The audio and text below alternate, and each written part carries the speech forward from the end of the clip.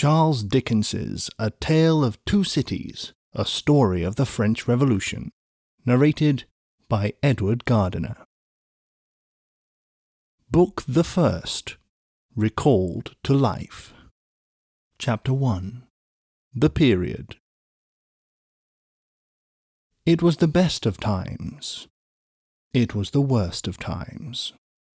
It was the age of wisdom. It was the age of foolishness. It was the epoch of belief. It was the epoch of incredulity. It was the season of light. It was the season of darkness. It was the spring of hope. It was the winter of despair. We had everything before us. We had nothing before us. We were all going direct to heaven. We were all going direct the other way. In short, the period was so far like the present period that some of its noisiest authorities insisted on its being received, for good or for evil, in the superlative degree of comparison only. There were a king with a large jaw, and a queen with a plain face on the throne of England. There were a king with a large jaw, and a queen with a fair face on the throne of France. In both countries, it was clearer than crystal to the lords of the state preserves of loaves and fishes that things in general were settled for ever. It was the year of our Lord 1775. Spiritual revelations were conceded to England at that favoured period, as at this. Mrs. Southcote had recently attained her 25th blessed birthday, of whom a prophetic private in the Life Guards had heralded the sublime appearance by announcing that arrangements were made for the swallowing up of London and Westminster. Even the Cock Lane ghost had been laid only a round dozen of years after rapping out its messages, as the spirits of this very year last past, supernaturally deficient in originality, rapped out theirs. Mere messages in the earthly order of events had lately come to the English crown and people from a congress of British subjects in America, which, strange to relate, have proved more important to the human race than any communications yet received through any of the chickens of the Cock Lane brood. France, less favoured on the whole as to matters spiritual than her sister of the shield and trident, rolled with exceeding smoothness downhill, making paper money and spending it. Under the guidance of her Christian pastors, she entertained herself, besides with such humane achievements as sentencing a youth to have his hands cut off, his tongue torn out with pincers, and his body burned alive because he had not kneeled down in the rain to do honour to a dirty procession of monks which had passed within his view, at a distance of some 50 or 60 yards. It is likely enough that rooted in the woods of France and Norway there were growing trees, when that sufferer was put to death, already marked by the woodman, fate, to come down and be sawn into boards to make a certain movable framework with a sack and a knife in it, terrible in history. It is likely enough that in the rough outhouses of some tillers of the heavy lands adjacent to Paris, there were sheltered from the weather that very day rude carts, bespattered with rustic mire, snuffed about by pigs, and roosted in by poultry, which the farmer, Death, had already set apart to be his tumbrils of the Revolution. But that woodman and that farmer, though they work unceasingly, work silently, and no one heard them as they went about with muffled tread. The rather, forasmuch as to entertain any suspicion that they were awake, was to be atheistical and traitorous. In England there was scarcely an amount of order and protection to justify much national boasting. Daring burglaries by armed men and highway robberies took place in the capital itself every night. Families were publicly cautioned not to go out of town without removing their furniture to upholsterers' warehouses for security. The highwayman in the dark was a city tradesman in the light, and being recognized and challenged by his fellow tradesmen, whom he stopped in his character of the captain, gallantly shot him through the head and rode away. The mail was waylaid by 7 robbers, and the guard shot 3 dead, and then got shot dead himself by the other 4, in consequence of the failure of his ammunition, after which the mail was robbed in peace. That magnificent potentate, the Lord Mayor of London, was made to stand and deliver on Turnham Green by one highwayman who despoiled the illustrious creature in sight of all his retinue. Prisoners in London jails fought battles with their turnkeys, and the majesty of the law fired blunderbusses in among them, loaded with rounds of shot and ball. Thieves snipped off diamond crosses from the necks of noble lords at court drawing-rooms. Musketeers went into St. Giles's to search for contraband goods, and the mob fired on the musketeers, and the musketeers fired on the mob, and nobody thought any of these occurrences much out of the common way. In the midst of them, the hangman, ever busy and ever worse than useless, was in constant requisition. Now stringing up long rows of miscellaneous criminals, now hanging a housebreaker on Saturday who had been taken on Tuesday, now burning people in the hand at Newgate by the dozen, and now burning pamphlets at the door of Westminster Hall. Today, taking the life of an atrocious murderer, and tomorrow of a wretched pilferer who had robbed a farmer's boy of 6pence. All these things, and 1,000 like them, came to pass in and close upon the dear old year 1775. Environed by them while the woodman and the farmer worked unheeded, those 2 of the large jaws, and the other 2 of the plain and the fair faces, trod with stir enough, and carried their divine rights with a high hand. Thus did the year 1775 conduct their greatnesses and myriads of small creatures, the creatures of this chronicle among the rest, along the roads that lay before them.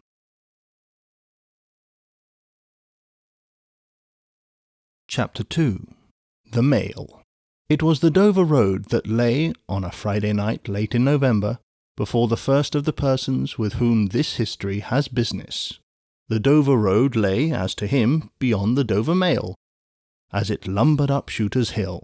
He walked uphill in the mire by the side of the mail, as the rest of the passengers did, not because they had the least relish for walking exercise, under the circumstances, but because the hill, and the harness, and the mud, and the mail were all so heavy that the horses had 3 times already come to a stop, besides once drawing the coach across the road with the mutinous intent of taking it back to Blackheath. Reins and whip and coachman and guard, however, in combination, had read that article of war which forbade a purpose otherwise strongly in favour of the argument that some brute animals are endured with reason, and the team had capitulated and returned to their duty. With drooping heads and tremulous tails they mashed their way through the thick mud, floundering and stumbling between whiles as if they were falling to pieces at the larger joints. As often as the driver rested them and brought them to a stand with a wary "Whoa, so then," the near leader violently shook his head and everything upon it, like an unusually emphatic horse, denying that the coach could be got up the hill. Whenever the leader made this rattle, the passenger started, as a nervous passenger might, and was disturbed in mind. There was a steaming mist in all the hollows, and it had roamed in its forlornness up the hill like an evil spirit, seeking rest and finding none. A clammy and intensely cold mist, it made its slow way through the air in ripples that visibly followed and overspread one another, as the waves of an unwholesome sea might do. It was dense enough to shut out everything from the light of the coach lamps but these its own workings, and a few yards of road. And the reek of the labouring horses steamed into it, as if they had made it all. 2 other passengers, besides the one, were plodding up the hill by the side of the mail. All 3 were wrapped to the cheekbones and over the ears and wore jack-boots. None of the three could have said, from anything he saw, what either of the other two was like, and each was hidden under almost as many wrappers from the eyes of the mind as from the eyes of the body of his two companions. In those days, travellers were very shy of being confidential on a short notice, for anybody on the road might be a robber or in league with robbers. As to the latter, when every posting-house and alehouse could produce somebody in the captain's pay, ranging from the landlord to the lowest stable nondescript, it was the likeliest thing upon the cards. So the guard of the Dover Mail thought to himself, that Friday night in November 1775, lumbering up Shooter's Hill, as he stood on his own particular perch behind the mail, beating his feet and keeping an eye and a hand on the arm-chest before him, where a loaded blunderbuss lay at the top of 6 or 8 loaded horse pistols deposited on a substratum of cutlass. The Dover Mail was in its usual genial position that the guard suspected the passengers suspected one another, and the guard.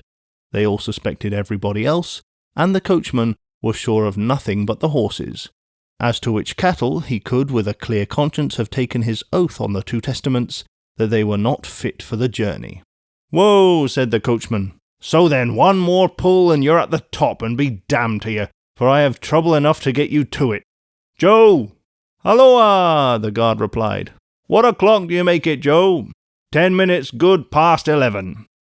"My blood," ejaculated the vexed coachman, "and not a top of shooters yet. Get on with you! Get on with you!" The emphatic horse, cut short by the whip in a most decided negative, made a decided scramble for it, and the 3 other horses followed suit. Once more the Dover Mail struggled on, with the jackboots of its passengers squashing along by its side. They had stopped when the coach stopped, and they kept close company with it. If any one of the 3 had had the hardihood to propose to another to walk on a little ahead into the mist and darkness, he would have put himself in a fair way of getting shot instantly as a highwayman. The last burst carried the mail to the summit of the hill. The horses stopped to breathe again, and the guards got down to skid the wheel for the descent, and opened the coach door to let the passengers in. "Tst, Joe!" cried the coachman in a warning voice, looking down from his box. "What did you say, Tom?" They both listened. "I say a horse at a canter coming up, Joe." "I say a horse at a gallop, Tom," returned the guard, leaving his hold of the door and mounting nimbly to his place. "Gentlemen, in the King's name, all of you!" With this hurried adjuration, he cocked his blunderbuss and stood on the offensive. The passenger, booked by this history, was on the coach step getting in. The 2 other passengers were close behind him and about to follow. He remained on the step, half in the coach and half out of. They remained in the road below him. They all looked from the coachman to the guard, and from the guard to the coachman, and listened. The coachman looked back, and the guard looked back, and even the emphatic leader pricked up his ears and looked back without contradicting. The stillness consequent on the cessation of the rumbling and labouring of the coach, added to the stillness of the night, made it very quiet indeed. The panting of the horses communicated a tremulous motion to the coach, as if it were in the state of agitation. The hearts of the passengers beat loud enough perhaps to be heard, but at any rate the quiet pause was audibly expressive of people out of breath, and holding the breath, and having the pulses quickened by expectation. The sound of a horse at a gallop came fast and furiously up the hill. "So-ho!" the guard sang out, as loud as he could roar. "You there! Stand! I shall fire!" The pace was suddenly checked, and with much splashing and floundering, a man's voice called from the mist. "Is that the Dover Mail?" "Never you mind what it is," the guard retorted. "What are you?" "Is that the Dover Mail?" "Why do you want to know?" "I want a passenger if it is." "What passenger?" "Mr. Jarvis Lorry." Our booked passenger showed in a moment that it was his name. The guard, the coachman, and the 2 other passengers eyed him distrustfully. "Keep where you are," the guard called out to the voice in the midst. because if I should make a mistake, it could never be set right in your lifetime. Gentleman of the name of Lorry, answer straight." "What is the matter?" asked the passenger.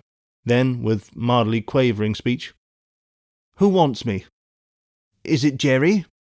"I don't like Jerry's voice if it is Jerry," growled the guard to himself. "He's hoarser than suits me, is Jerry." "Yes, Mr. Lorry." "What's the matter?" "A dispatch sent after you from over yonder, T and Company." "I know this messenger, guard," said Mr. Lorry, getting down into the road, assisted from behind more swiftly than politely by the other two passengers, who immediately scrambled into the coach, shut the door, and pulled up the window. "He may come close. There's nothing wrong." "I hope there ain't, but I can't make so nation sure of that," said the guard in gruff soliloquy. "Hallo, you." "Well, and hallo, you," said Jerry more hoarsely than before. "Come on at a foot pace, d'ye mind me? And if you've got holsters to that saddle of yourn, don't let me see your hand go nigh 'em, for I'm a devil at a quick mistake, and when I make one it takes the form of lead. So now let's look at you." The figures of a horse and rider came slowly through the eddying mist, and came to the side of the mail, where the passenger stood. The rider stooped, and casting up his eyes at the guard, handed the passenger a small folded paper. The rider's horse was blown, and both horse and rider were covered with mud, from the hoof of the horse to the hat of the man. "Guard," said the passenger in a tone of quiet business confidence. The watchful guard, with his right hand on the stock of his raised blunderbuss, his left at the barrel, and his eye on the horseman, answered curtly, "Sir." "There is nothing to apprehend.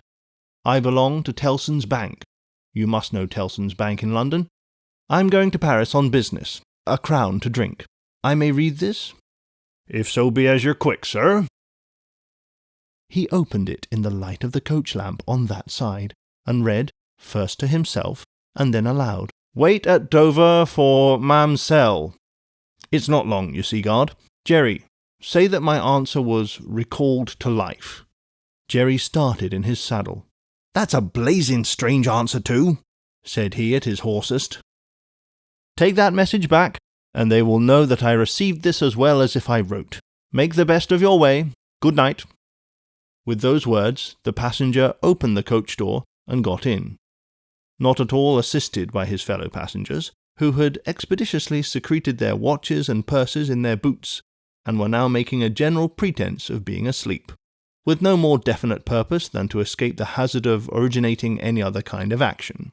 The coach lumbered on again, with heavier wreaths of mist closing round it as it began the descent. The guard soon replaced the blunderbuss in his arm-chest, and having looked to the rest of its contents, and having looked into the supplementary pistols that he wore in his belt, looked to a smaller chest beneath his seat, in which there were a few smith's tools, a couple of torches, and a tinder-box. For he was furnished with that completeness that if the coach lamps had been blown and stormed out, which did occasionally happen, he had only to shut himself up inside, keep the flint and steel sparks well off the straw, and get a light, with tolerable safety and ease, if he were lucky, in 5 minutes. "Tom," softly over the coach roof. "Hallo, Joe. Did you hear the message?" "I did, Joe." "What did you make of it, Tom?" "Nothing at all, Joe." "That's a coincidence too," the guard mused, "for I made the same of it myself." Jerry, left alone in the midst and darkness, dismounted meanwhile, not only to ease his spent horse, but to wipe the mud from his face, and shake the wet out of his hat-brim, which might be capable of holding about 1/2 gallon. After standing with the bridle over his heavily splashed arm until the wheels of the mail were no longer within hearing, and the night was quite still again, he turned to walk down the hill. "After that there gallop from Temple Bar, old lady, I won't trust your forelegs till I get you on the level," said this horse messenger, glancing at his mare. "Recalled to life, that's a blazing strange message. Much of that wouldn't do for you, Jerry. I say, Jerry, you'd be in a blazing bad way if recalling to life was to come into fashion, Jerry."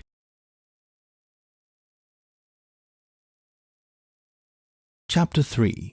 The Night Shadows.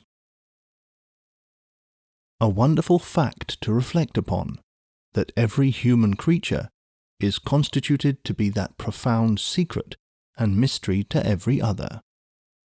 A solemn consideration, when I enter a great city by night, that every one of those darkly clustered houses encloses its own secret, that every room in every one of them encloses its own secret, that every beating heart in the hundreds of thousands of breasts there is, in some of its imaginings, a secret to the heart nearest it. Something of the awfulness, even of death itself, is referable to this. No more can I turn the leaves of this dear book that I loved, and vainly hope in time to read it all. No more can I look into the depths of this unfathomable water, wherein, as momentary lights glanced into it, I have had glimpses of buried treasure and other things submerged. It was appointed that the book should shut with a spring for ever and for ever, when I had read but a page. It was appointed that the water should be locked in an eternal frost, when the light was playing on its surface and I stood in ignorance on the shore. My friend is dead. My neighbour is dead. My love, the darling of my soul, is dead. It is the inexorable consolidation and perpetuation of the secret that was always in that individuality, and which I shall carry in mine to my life's end. In any of the burial places of this city through which I pass, is there a sleeper more inscrutable than its busy inhabitants are in their innermost personality to me, or than I am to them? As to this, his natural and not to be alienated inheritance, the messenger on horseback had exactly the same possessions as the king, the first minister of state, or the richest merchant in London. So, with the 3 passengers shut up in the narrow compass of one lumbering old mail coach, they were mysteries to one another, as complete as if each had been in his own coach and 6, or his own coach and 60, with the breadth of a country between him and the next.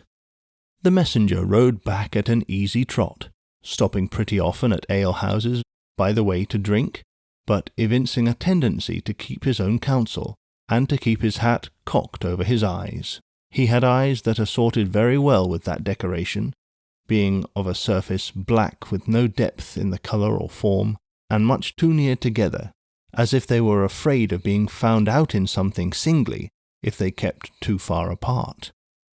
They had a sinister expression, under an old cocked hat like a 3-cornered spittoon, and over a great muffler for the chin and throat, which descended nearly to the wearer's knees. When he stopped for a drink, he moved this muffler with his left hand, only while he poured his liqueur in with his right. As soon as that was done, he muffled again. "No, Jerry, no," said the messenger, harping on one theme as he rode. "It wouldn't do for you, Jerry. Jerry, you honest tradesman, it wouldn't suit your line of business." Recalled, "Bust me if I don't think he'd been a-drinking." His message perplexed his mind to that degree that he was fain several times to take off his hat to scratch his head. Except on the crown, which was raggedly bald, he had stiff black hair standing jaggedly all over it, and growing downhill almost to his broad blunt nose. It was so like smith's work, so much more like the top of a strongly spiked wall than a head of hair, that the best of players at leapfrog might have declined him as the most dangerous man in the world to go over. While he trotted back with the message he was to deliver to the night watchman in his box at the door of Tellson's Bank by Temple Bar, who was to deliver it to greater authorities within, the shadows of the night took such shapes to him as arose out of the message, and took such shapes to the mare as arose out of her private topics of uneasiness.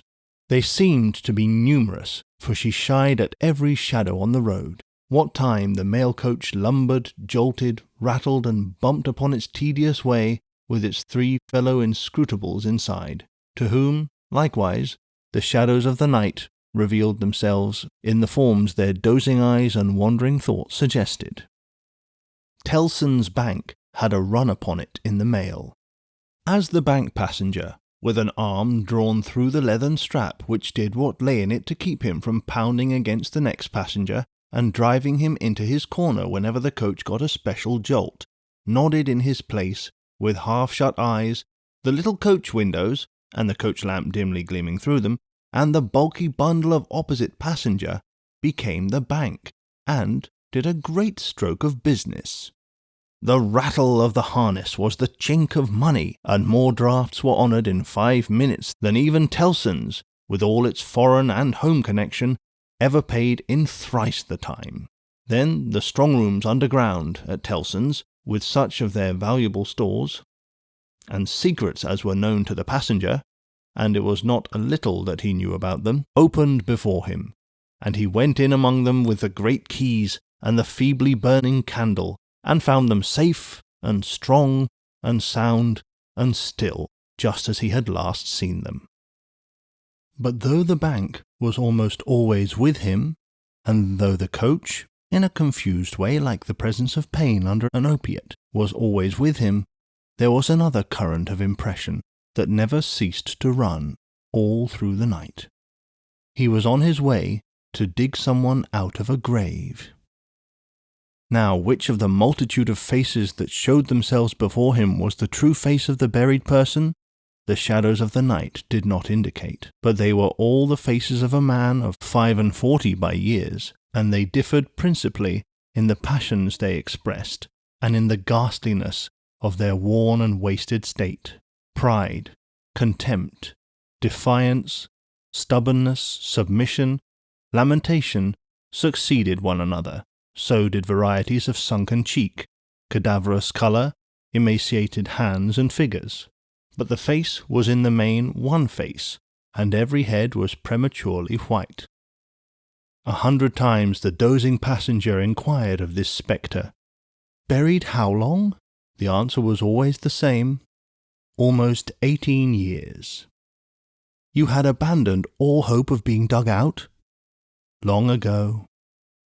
"You know that you are recalled to life?" "They tell me so." "I hope you care to live?" "I can't say." "Shall I show her to you?"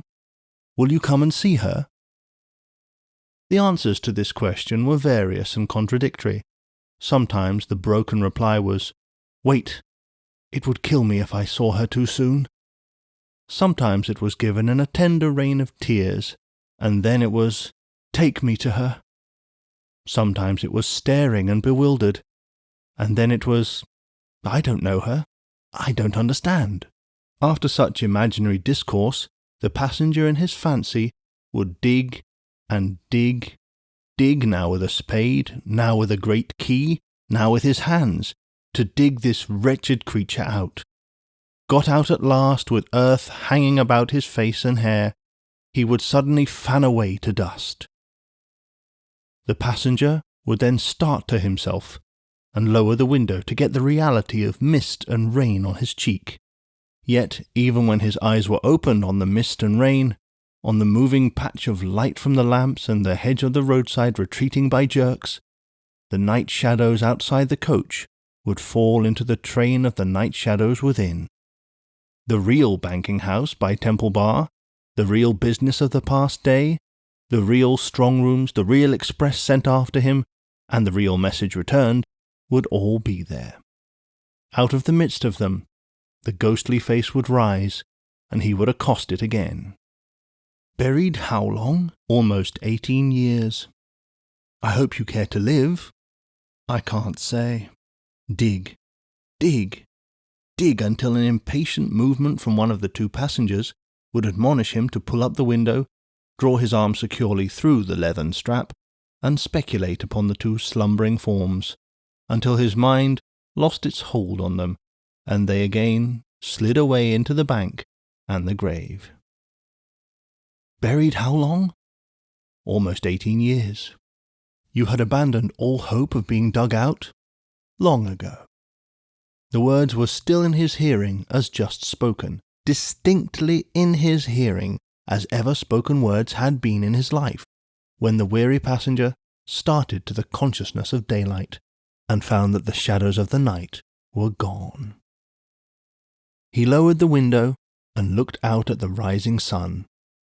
There was a ridge of ploughed land, with a plough upon it where it had been left last night when the horses were unyoked. Beyond, a quiet coppice wood, in which many leaves of burning red and golden yellow still remained upon the trees.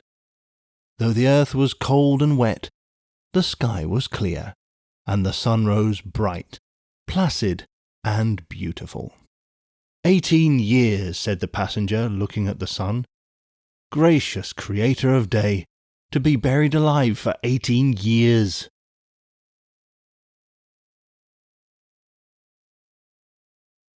Chapter 4. The Preparation.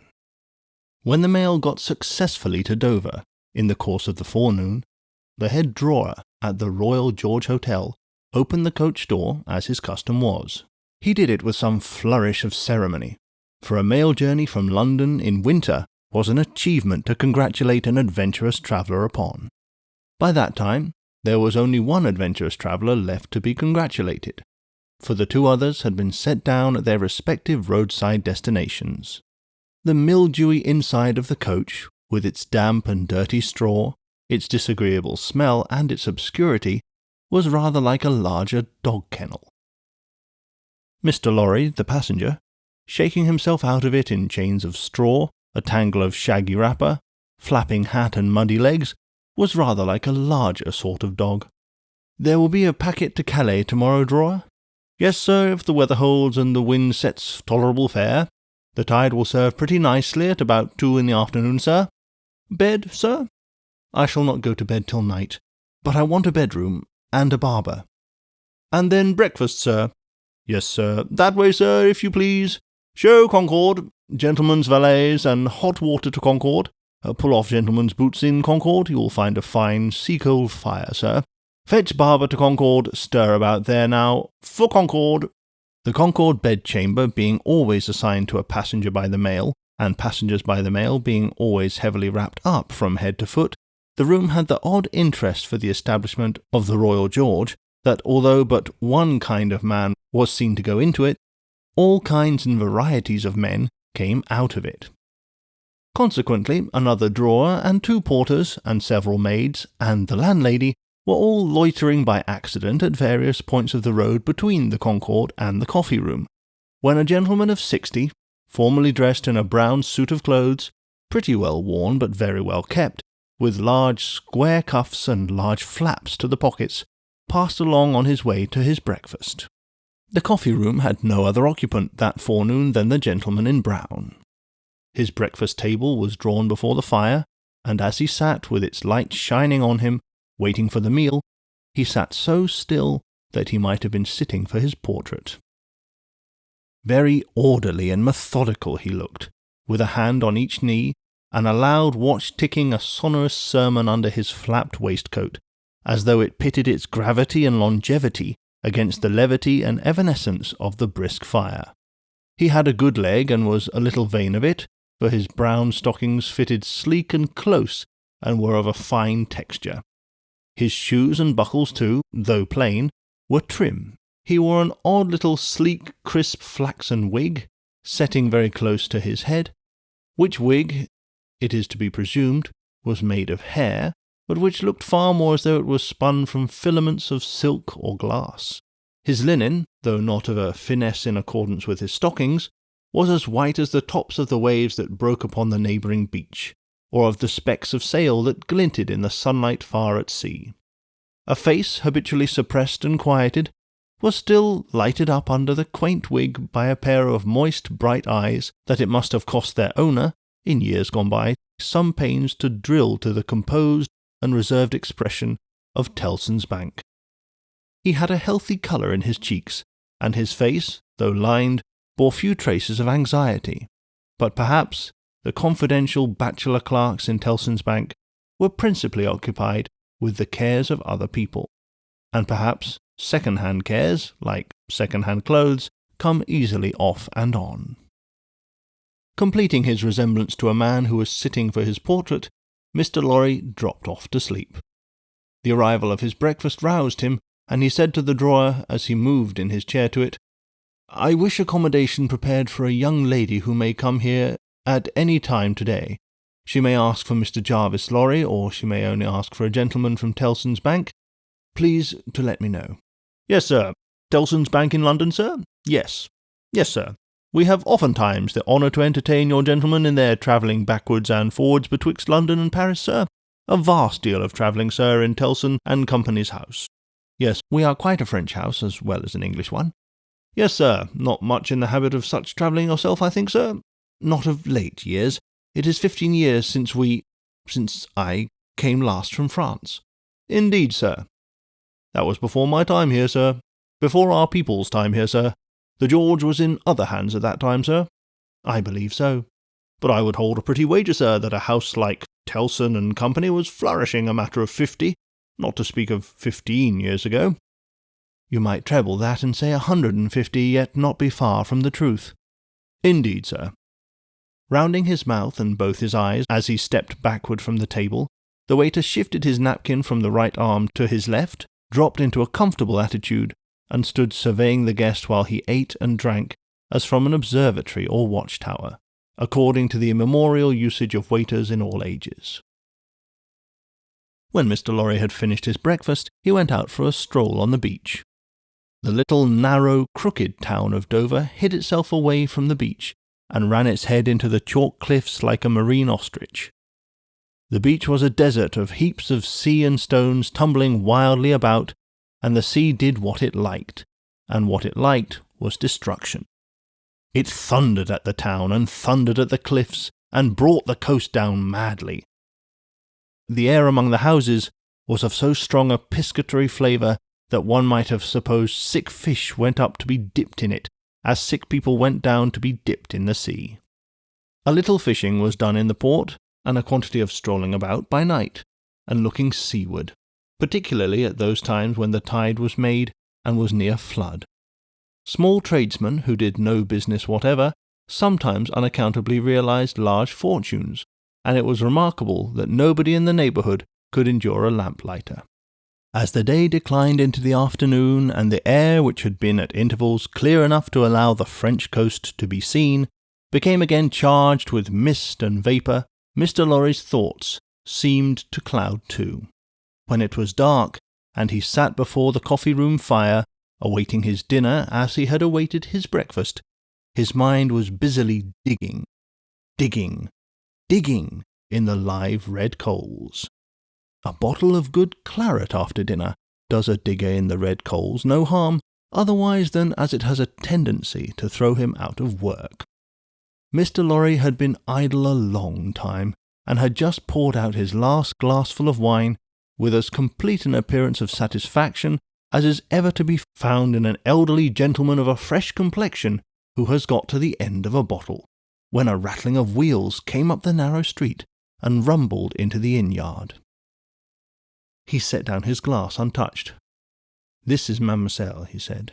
In a very few minutes the waiter came in to announce that Miss Manette had arrived from London and would be happy to see the gentleman from Tellson's. So soon? Miss Manette had taken some refreshment on the road and required none then, and was extremely anxious to see the gentleman from Tellson's immediately, if it suited his pleasure and convenience.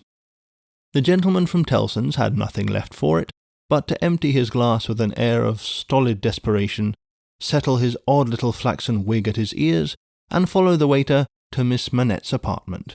It was a large, dark room, furnished in a funereal manner, with black horsehair, and loaded with heavy dark tables. These had been oiled and oiled until the 2 tall candles on the table in the middle of the room were gloomily reflected on every leaf, as if they were buried in deep graves of black mahogany, and no light to speak of could be expected from them until they were dug out. The obscurity was so difficult to penetrate that Mr. Lorry, picking his way over the well-worn Turkey carpet, supposed Miss Manette to be, for the moment, in some adjacent room, until, having got past the 2 tall candles, he saw, standing to receive him by the table between them and the fire, a young lady of not more than 17, in a riding-cloak, and still holding her straw travelling hat by its ribbon in her hand. As his eyes rested on a short, slightly pretty figure, a quantity of golden hair, a pair of blue eyes that met his own with an inquiring look, and a forehead with a singular capacity, remembering how young and smooth it was, of rifting and knitting itself into an expression that was not quite one of perplexity or wonder or alarm, or merely of a bright fixed attention, though it included all the four expressions.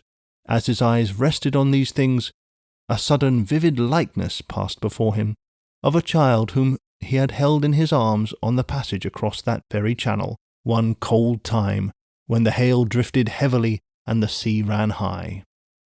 The likeness passed away like a breath along the surface of the gaunt pier-glass behind him, on the frame of which a hospital procession of negro cupids, several headless and all cripples, were offering black baskets of Dead Sea fruit to black divinities of the feminine gender, and he made his formal bow to Miss Manette. "Pray take a seat, sir," in a very clear and pleasant young voice, a little foreign in its accent, but a very little indeed. "I kiss your hand, miss," said Mr. Lorry with the manners of an earlier date, as he made his formal bow again and took his seat.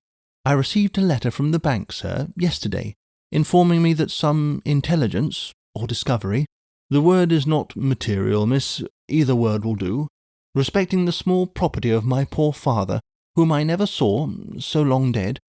Mr. Lorry moved in his chair and cast a troubled look towards the hospital procession of negro cupids, as if they had any help for anybody in their absurd baskets, "rendered it necessary that I should go to Paris, there to communicate with a gentleman of the bank, so good as to be dispatched to Paris for the purpose. Myself, as I was prepared to hear, sir." She curtsied to him. Young ladies made curtsies in those days, with a pretty desire to convey to him that she felt how much older and wiser he was than she.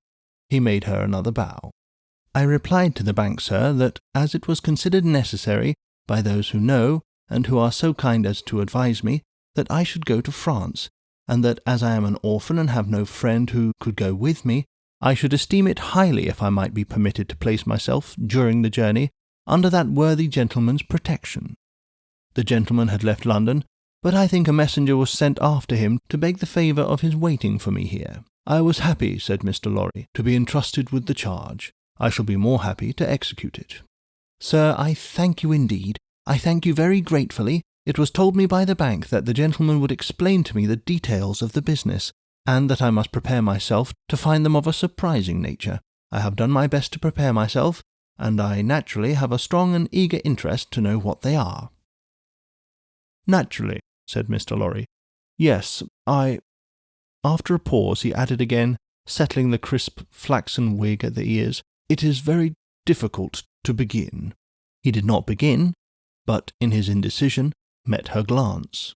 The young forehead lifted itself into that singular expression, but it was pretty and characteristic, besides being singular, and she raised her hand, as if with an involuntary action she caught at or stayed some passing shadow. "Are you quite a stranger to me, sir?" "Am I not?" Mr. Lorry opened his hand and extended them outward with an argumentative smile. Between the eyebrows and just over the little feminine nose, the line of which was as delicate and fine as it was possible to be, the expression deepened itself as she took her seat thoughtfully in the chair by which she had hitherto remained standing. He watched her as she mused, and the moment she raised her eyes again, went on. "In your adopted country, I presume, I cannot do better than address you as a young English lady, Miss Manette. If you please, sir. Miss Manette, I am a man of business. I have a business charge to acquit myself of. In your reception of it, don't heed me any more than if I was a speaking machine. Truly, I am not much else. I will, with your leave, relate to you, miss, the story of one of our customers." "Story?" He seemed wilfully to mistake the word she had repeated when he added in a hurry, "Yes, customers in the banking business we usually call our connection our customers. He was a French gentleman, a scientific gentleman, a man of great acquirements, a doctor, not Beauvais." "Why, yes, of Beauvais, like Monsieur Manette, your father, the gentleman was of Beauvais. Like Monsieur Manette, your father, the gentleman was of repute in Paris. I had the honour of knowing him there. Our relations were business relations, but confidential. I was at the time in our French house, and had been, 20 years. At that time, I may ask at what time, sir?" I speak, miss, of 20 years ago. He married an English lady, and I was one of the trustees. His affair, like the affairs of many other French gentlemen and French families, were entirely in Tellson's hands. In a similar way, I am, or I have been, trustee of one kind or another for scores of our customers. These are mere business relations, miss. There is no friendship in them, no particular interest, nothing like sentiment. I have passed from one to another in the course of my business life, just as I pass from one of our customers to another in the course of my business day. In short, I have no feelings. I am a mere machine. To go on? But this is my father's story, sir, and I begin to think," the curious roughened forehead was very intent upon him, "that when I left an orphan, through my mother's surviving my father only 2 years, it was you who brought me to England. I am most sure it was you." Mr. Lorry took the hesitating little hand that confidently advanced to take his, and he put it with some ceremony to his lips. Then he conducted the young lady straight away to her chair again, and, holding the chair back with his left hand, and using his right by turns to rub his chin, pull his wig at the ears, and point what he said, stood looking down into her face, while she sat looking up into his.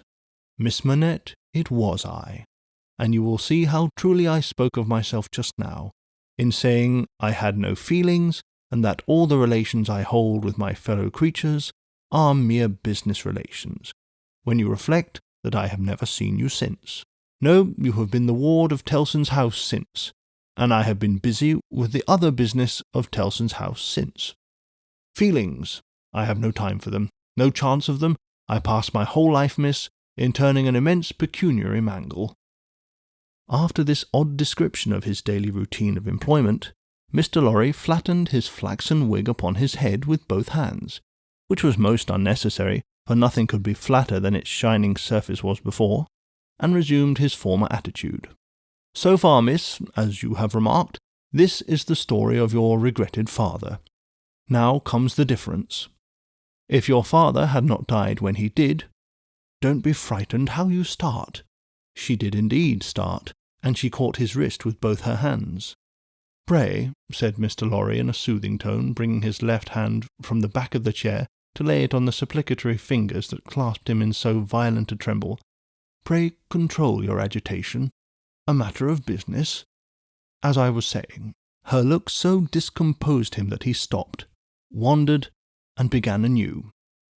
"As I was saying, if Monsieur Manette had not died, if he had suddenly and silently disappeared, if he had been spirited away, if it had not been difficult to guess to what dreadful place, though no art could trace him, if he had an enemy in some compatriot who could exercise a privilege that I in my own time have known the boldest people afraid to speak of in a whisper, across the water there, for instance, the privilege of filling up blank forms for the consignment of any one to the oblivion of a prison for a length of time, if his wife had implored the king, the queen, the court, the clergy, for any tidings of him, and all quite in vain, then the history of your father would have been the history of this unfortunate gentleman, the Doctor of Beauvais.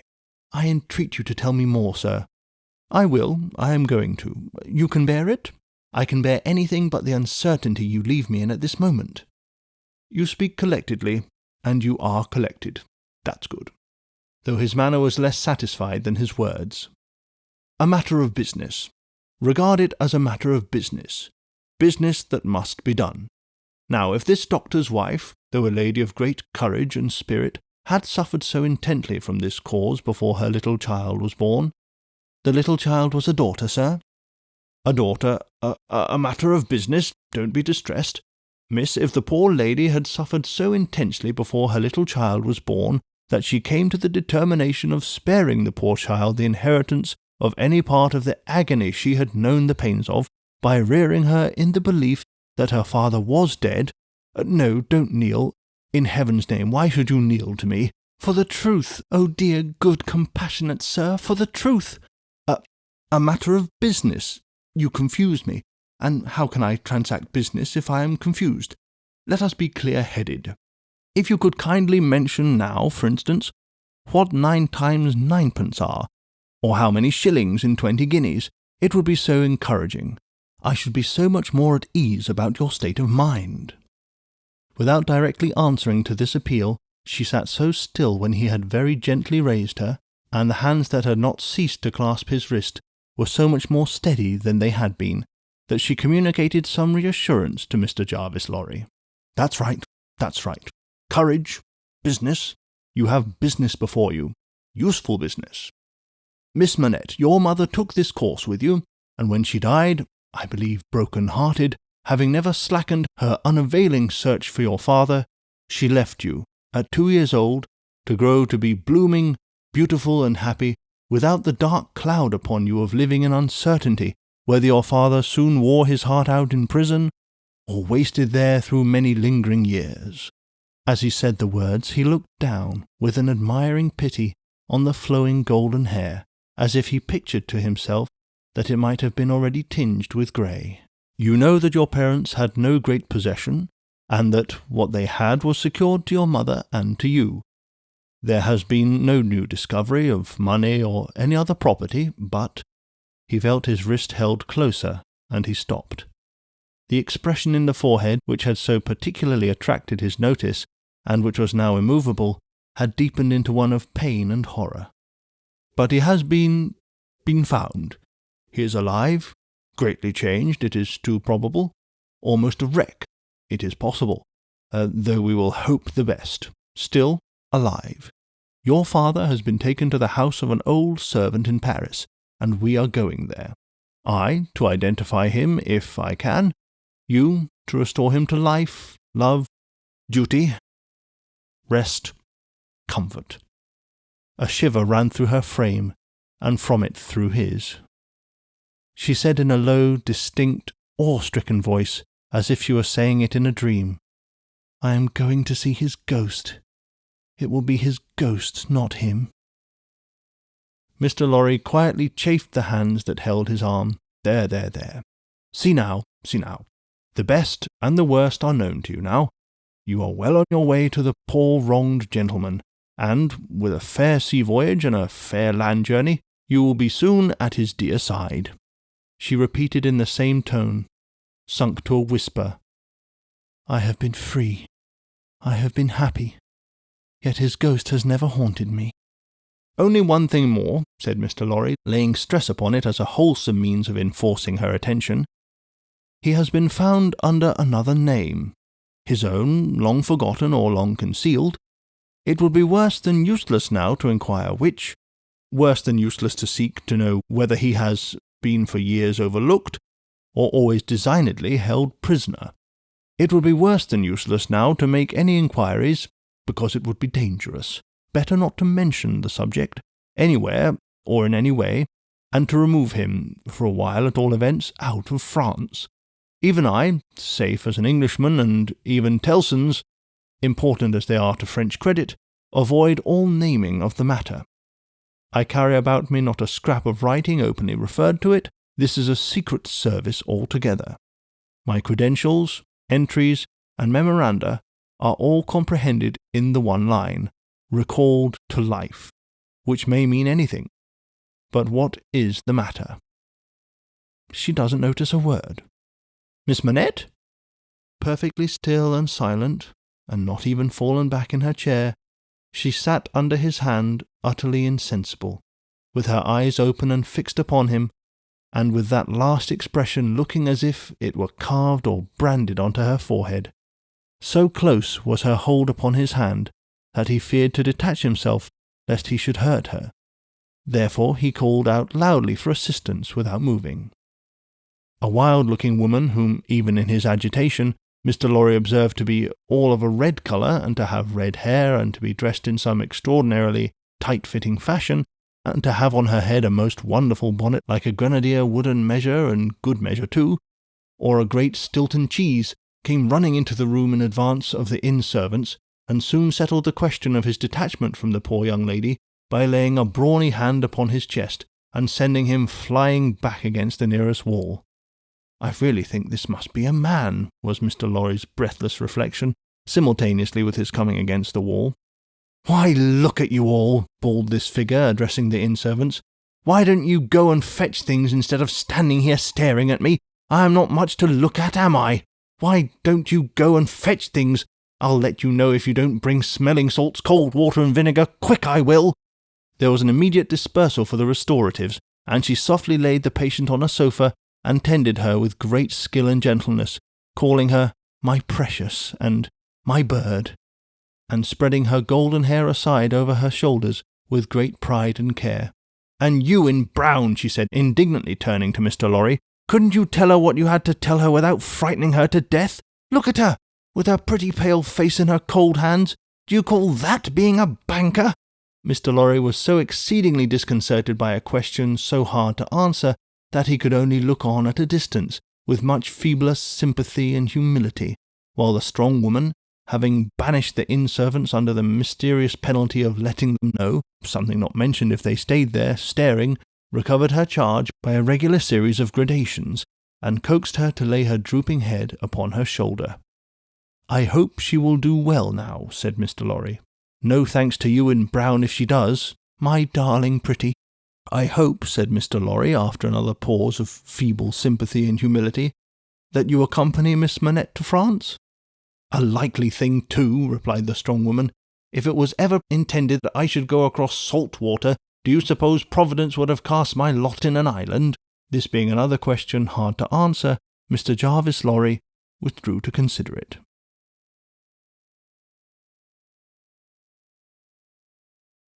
Chapter 5. The Wine Shop. A large cask of wine had been dropped and broken in the street. The accident had happened in getting it out of a cart. The cask had tumbled out with a run, the hoops had burst, and it lay on the stones just outside the door of the wine shop, shattered like a walnut shell. All the people within reach had suspended their business, or their idleness, to run to the spot and drink the wine. The rough, irregular stones of the street, pointing every way, and designed, one might have thought, expressly to lame all living creatures that approached them, had dammed it into little pools. These were surrounded, each by its own jostling group or crowd according to its size. Some men kneeled down, made scoops of their 2 hands joined, and sipped, or tried to help women who bent over their shoulders to sip, before the wine had all run out between their fingers. Others, men and women, dipped in the puddles with little mugs of mutilated earthenware, or even with handkerchiefs from women's heads, which were squeezed dry into infants' mouths. Others made small mud embankments to stem the wine as it ran away. Others, directed by lookers-on up at high windows, darted here and there to cut off little streams of wine that had started away in new directions. Others devoted themselves to the sodden and lee-dyed pieces of the cask, licking and even champing the moister wine-rotten fragments with eager relish.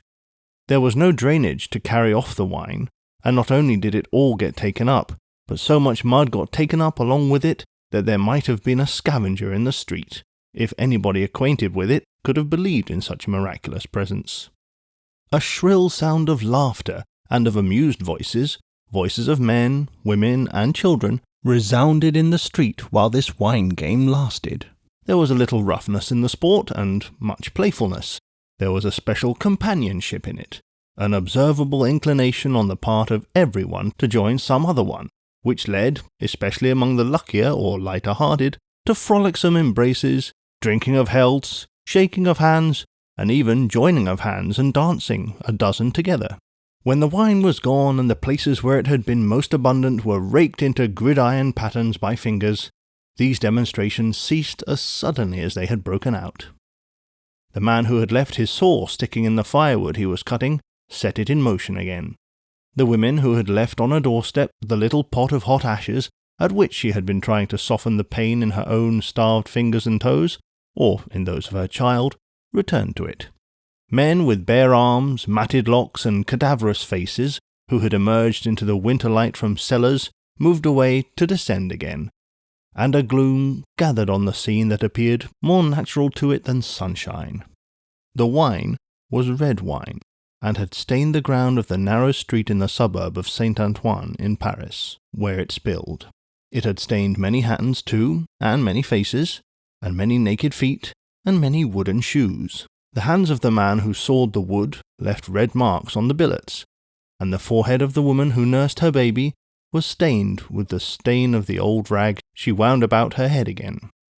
Those who had been greedy with the staves of the cask had acquired a tigerish smear about the mouth, and one tall joker so besmirched, his head more out of a long squalid bag of a nightcap than in it, scrawled upon a wall with his finger dipped in muddy wine lees, blood. The time was to come when that wine too would be spilled on the street stones, and when the stain of it would be read upon many there. And now that the clouds settled on Saint Antoine, which a momentary gleam had driven from his sacred countenance, the darkness of it was heavy. Cold, dirt, sickness, ignorance and want were the lords-in-waiting on the saintly presence. Nobles of great power, all of them, but most especially the last.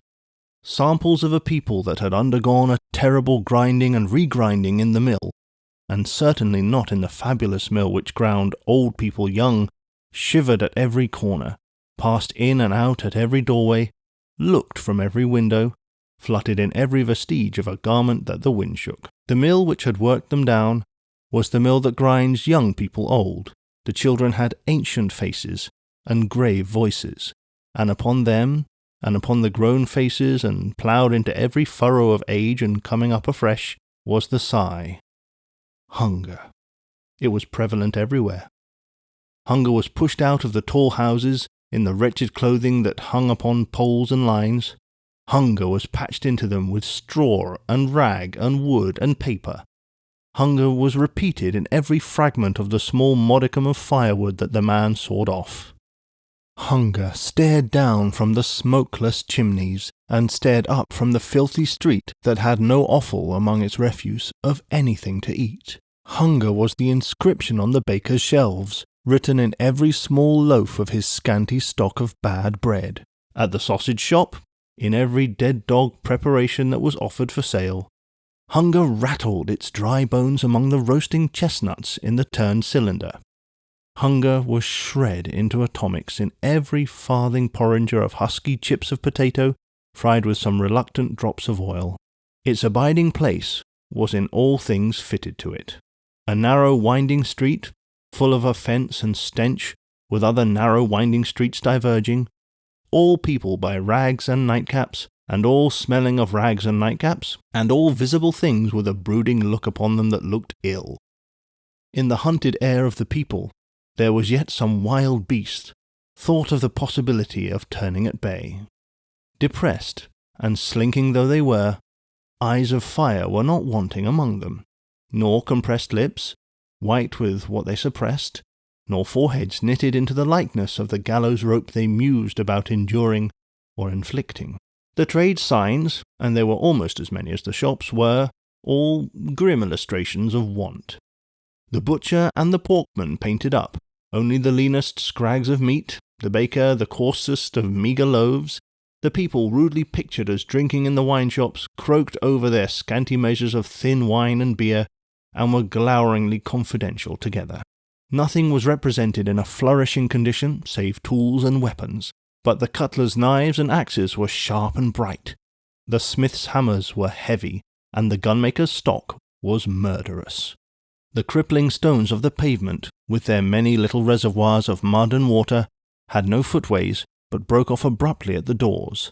The kennel, to make amends, ran down the middle of the street, when it ran at all, which was only after heavy rains, and then it ran, by many eccentric fits, into the houses. Across the streets at wide intervals, one clumsy lamp was slung by a rope and pulley. At night, when the lamplighter had let these down, and lighted and hoisted them again, a feeble grove of dim wicks swung in a sickly manner overhead, as if they were at sea. Indeed, they were at sea, and the ship and crew were in peril of tempest. For the time was to come when the gaunt scarecrows of that region should have watched the lamplighter in their idleness and hunger so long as to conceive the idea of improving on his method, and hauling up men by those ropes and pulleys to flare upon the darkness of their condition. But the time was not come yet, and every wind that blew over France shook the rags of the scarecrows in vain, for the birds, fine of song and feather, took no warning. The wine shop was a corner shop, better than most others in its appearance and degree, and the master of the wine shop had stood outside it, in a yellow waistcoat and green breeches, looking on at the struggle for the lost wine. "It's not my affair," he said with a final shrug of the shoulders. "The people from the market did it. Let them bring another." There his eyes happened to catch the tall joker writing up his joke. He called to him across the way. "Say then, my Gaspard, what do you do here?" The fellow pointed to his joke with immense significance, as is often the way with his tribe. It missed its mark and completely failed, as is often the way with his tribe too. "What now? Are you a subject for the mad hospital?" said the wine shop keeper, crossing the road and obliterating the jest with a handful of mud, picked up for the purpose and smeared over it. "Why do you write in the public streets? Tell me thou, is there no other place to write such words in?" In his expostulation, he dropped his cleaner hand, perhaps accidentally, perhaps not, upon the joker's heart. The joker rapped it with his own and took a nimble spring upward, and came down in a fantastic dancing attitude, with one of his stained shoes jerked off his foot into his hand and held out. A joker of an extremely, not to say wolfishly practical character, he looked under those circumstances. Put it on, said the other. "Call wine, and finish there." With that advice, he wiped his soiled hand upon the joker's dress, such as it was, quite deliberately, as having dirtied the hand on his account, and then recrossed the road and entered the wine shop. This wine shop keeper was a bull-necked, martial-looking man of 30, and he should have been of a hot temperament, for, although it was a bitter day, he wore no coat, but carried one slung over his shoulder. His shirt sleeves were rolled up too, and his brown arms were bare to the elbows. Neither did he wear anything more on his head than his own crisply curling short dark hair. He was a dark man altogether, with good eyes and a good bold breadth between them, good-humoured looking on the whole, but implacable looking too, evidently a man of a strong resolution and a set purpose, a man not desirable to be met, rushing down a narrow pass with a gulf on either side, for nothing would turn the man. Madame Defarge, his wife, sat in the shop behind the counter as he came in. Madame Defarge was a stout woman of about his own age, with a watchful eye that seldom seemed to look at anything, a large hand, heavily ringed, a steady face, strong features, and great composure of manner. There was a character about Madame Defarge from which one might have predicted that she did not often make mistakes against herself in any of the reckonings over which she presided. Madame Defarge, being sensitive to cold, was wrapped in fur, and had a quantity of bright shawl twined about her head, though not to the concealment of her large earrings. Her knitting was before her, but she had laid it down to pick her teeth with a toothpick. Thus engaged, with her right elbow supported by her left hand, Madame Defarge said nothing when her lord came in, but coughed just one grain of cough. This, in combination with the lifting of her darkly defined eyebrows over her toothpick by the breadth of a line, suggested to her husband that he would do well to look round the shop among the customers for any new customer who had dropped in while he stepped over the way. The wine shop keeper accordingly rolled his eyes about until they rested upon an elderly gentleman and a young lady who were seated in a corner.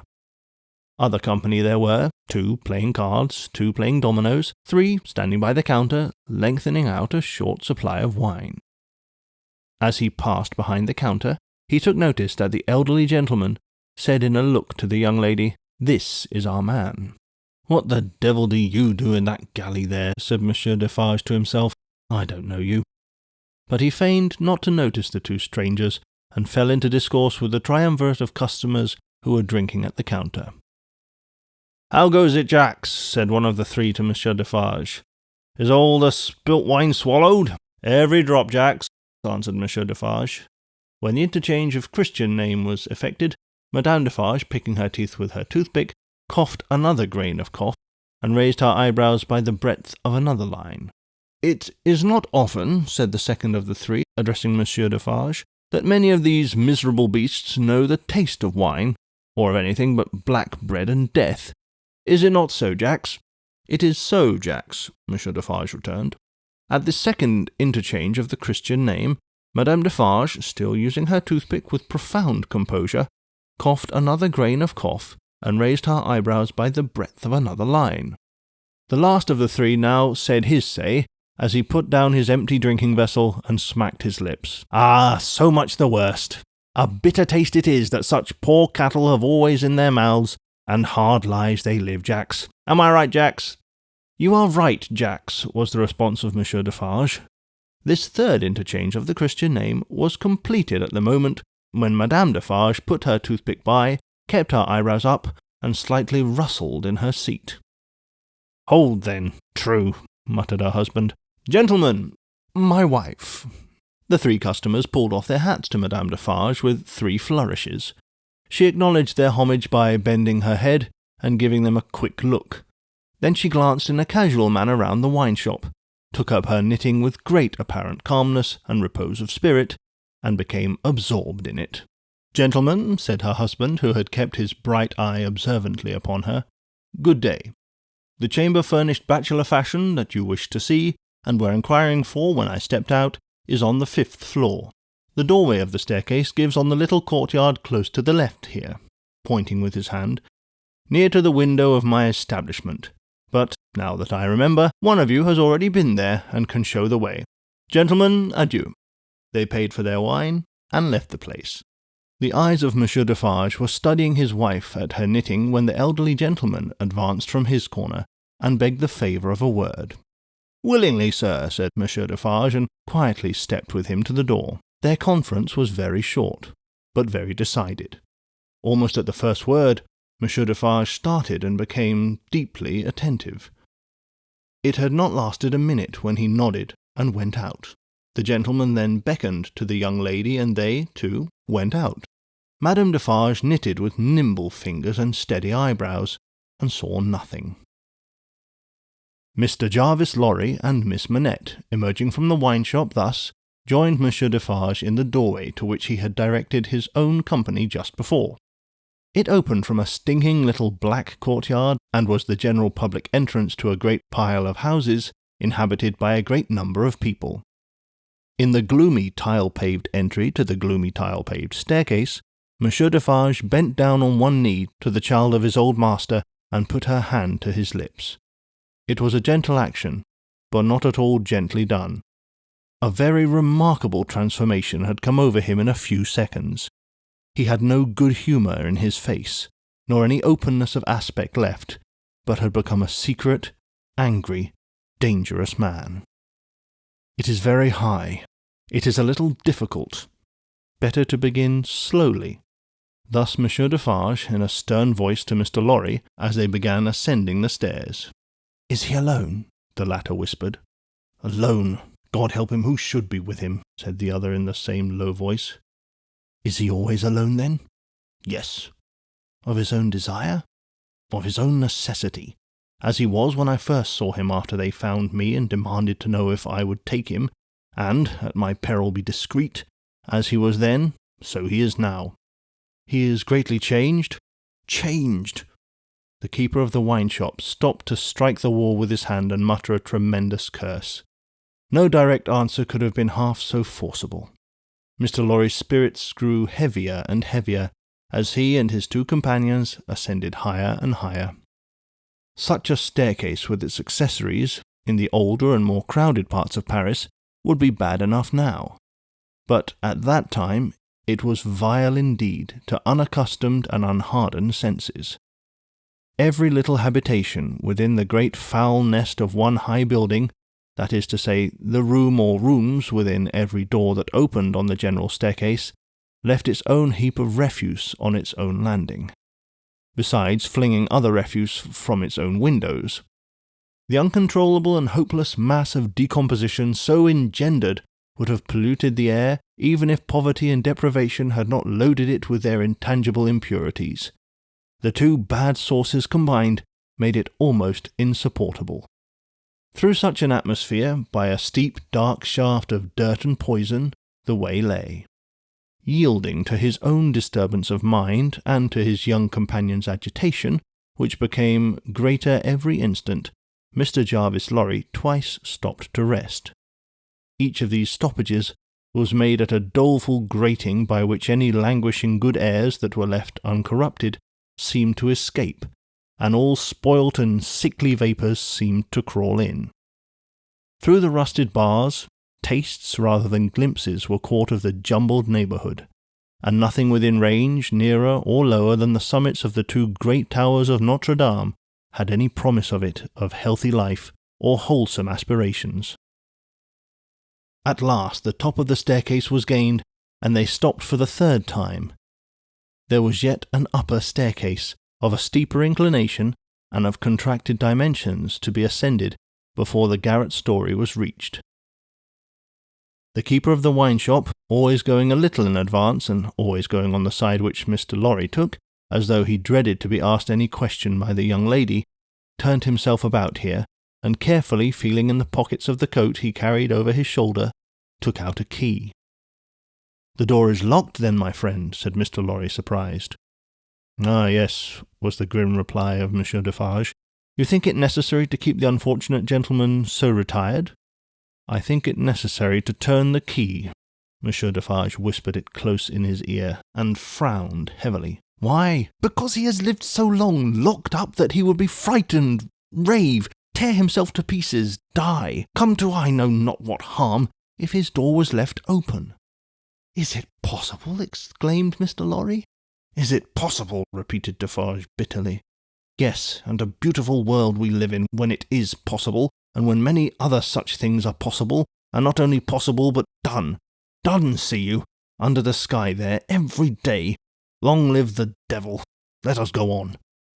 This dialogue had been held in so very low a whisper that not a word of it had reached the young lady's ear, but by the time she trembled under such strong emotion and her face expressed such deep anxiety and, above all, such dread and terror, that Mr. Lorry felt it incumbent on him to speak a word or two of reassurance. "Courage, dear miss.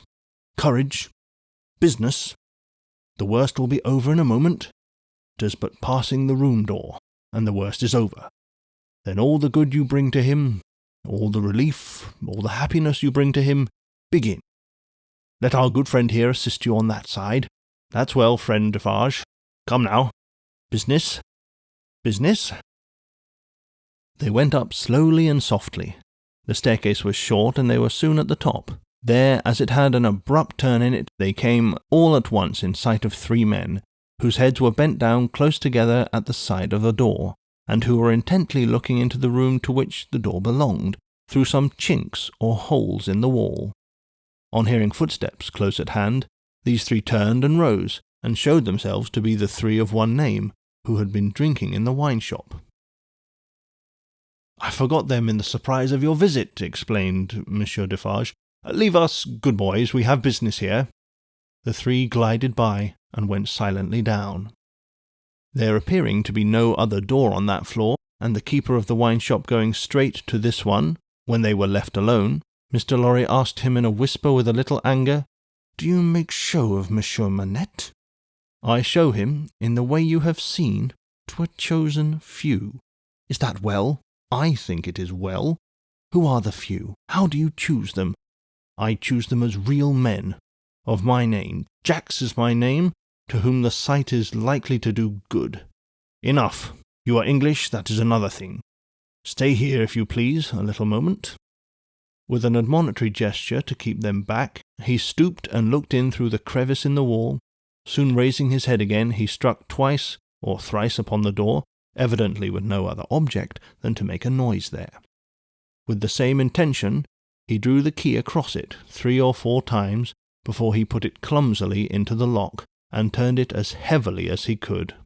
The door slowly opened inward under his hand, and he looked into the room and said something. A faint voice answered something. Little more than a single syllable could have been spoken on either side. He looked back over his shoulder and beckoned them to enter. Mr. Lorry got his arm securely round the daughter's waist and held her, for he felt that she was sinking. Business, business, he urged, with a moisture that was not of business shining on his neck. Come in, come in." "I am afraid of it," she answered, shuddering. "Of it? What?" "I mean of him. Of my father." Rendered in a manner desperate by her state and by the beckoning of their conductor, he drew over his neck the arm that shook upon his shoulder, lifted her a little, and hurried her into the room. He sat her down just within the door and held her clinging to him. Defarge drew out the key, closed the door, locked it on the inside, took out the key again, and held it in his hand. All this he did methodically, and with as loud and harsh an accompaniment of noise as he could make. Finally he walked across the room with a measured tread to where the window was. He stopped there, and faced round. The garret, built to be a depository for firewood and the like, was dim and dark, for the window, of dormer shape, was in truth a door in the roof, with a little crane over it for the hoisting up of stores from the street, unglazed, and closing up the middle in two pieces, like any other door of French construction. To exclude the cold, one half of this door was fast closed, and the other was opened but a very little way. Such a scanty portion of light was admitted through these means that it was difficult, on first coming in, to see anything, and long habit alone could have slowly formed in anyone the ability to do work requiring nicety in such obscurity. Yet work of that kind was being done in the garret, for, with his back towards the door and his face towards the window where the keeper of the wine shop stood looking at him, a white-haired man sat on a low bench, stooping forward and very busy, making shoes.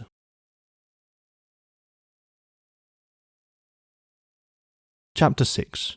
The Shoemaker. "Good day," said Monsieur Defarge, looking down at the white head that bent low over the shoemaking. It was raised for a moment, and a very faint voice responded to the salutation, as if it were at a distance. "Good day." "You're still hard at work, I see." After a long silence, the head was lifted for another moment, and the voice replied, "Yes, I am working."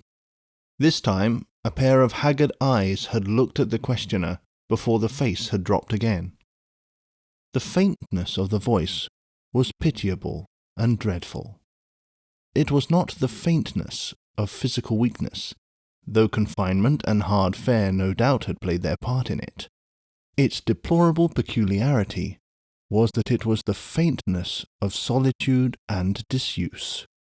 It was like the last feeble echo of a sound made long and long ago. So entirely had it lost the life and resonance of the human voice that it affected the senses, like a once beautiful colour faded away into a poor weak stain. So sunken and suppressed it was, that it was like a voice underground. So expressive it was, of a hopeless and lost creature, that a famished traveller, wearied out by lonely wandering in a wilderness, would have remembered home and friends in such a tone before lying down to die. Some minutes of silent work had passed, and the haggard eyes had looked up again, not with any interest or curiosity, but with a dull mechanical perception, beforehand, that the spot where the only visitor they were aware of had stood was not yet empty. "I want," said Defarge, who had not removed his gaze from the shoemaker, "to let in a little more light here. You can bear a little more?" The shoemaker stopped his work, looked with a vacant air of listening at the floor on one side of him, then similarly at the floor on the other side of him, then upward at the speaker. "What did you say? You can bear a little more light?" "I must bear it if you let it in," laying the palest shadow of a stress upon the second word. The opened half-door was opened a little further, and secured at that angle for the time. A broad ray of light fell into the garret, and showed the workman with an unfinished shoe upon his lap, pausing in his labour. His few common tools and various scraps of leather were at his feet and on his bench. He had a white beard, raggedly cut but not very long, a hollow face, and exceedingly bright eyes. The hollowness and thinness of his face would have caused them to look large, under his yet dark eyebrows and his confused white hair, though they had been really otherwise, but they were naturally large, and looked unnaturally so. His yellow rags of shirt lay open at the throat, and showed his body to be withered and worn.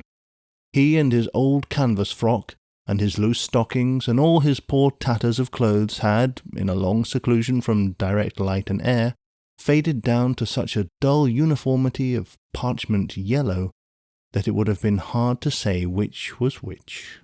He had put a hand between his eyes and the light, and the very bones of it seemed transparent. So he sat, with a steadfastly vacant gaze paused in his work.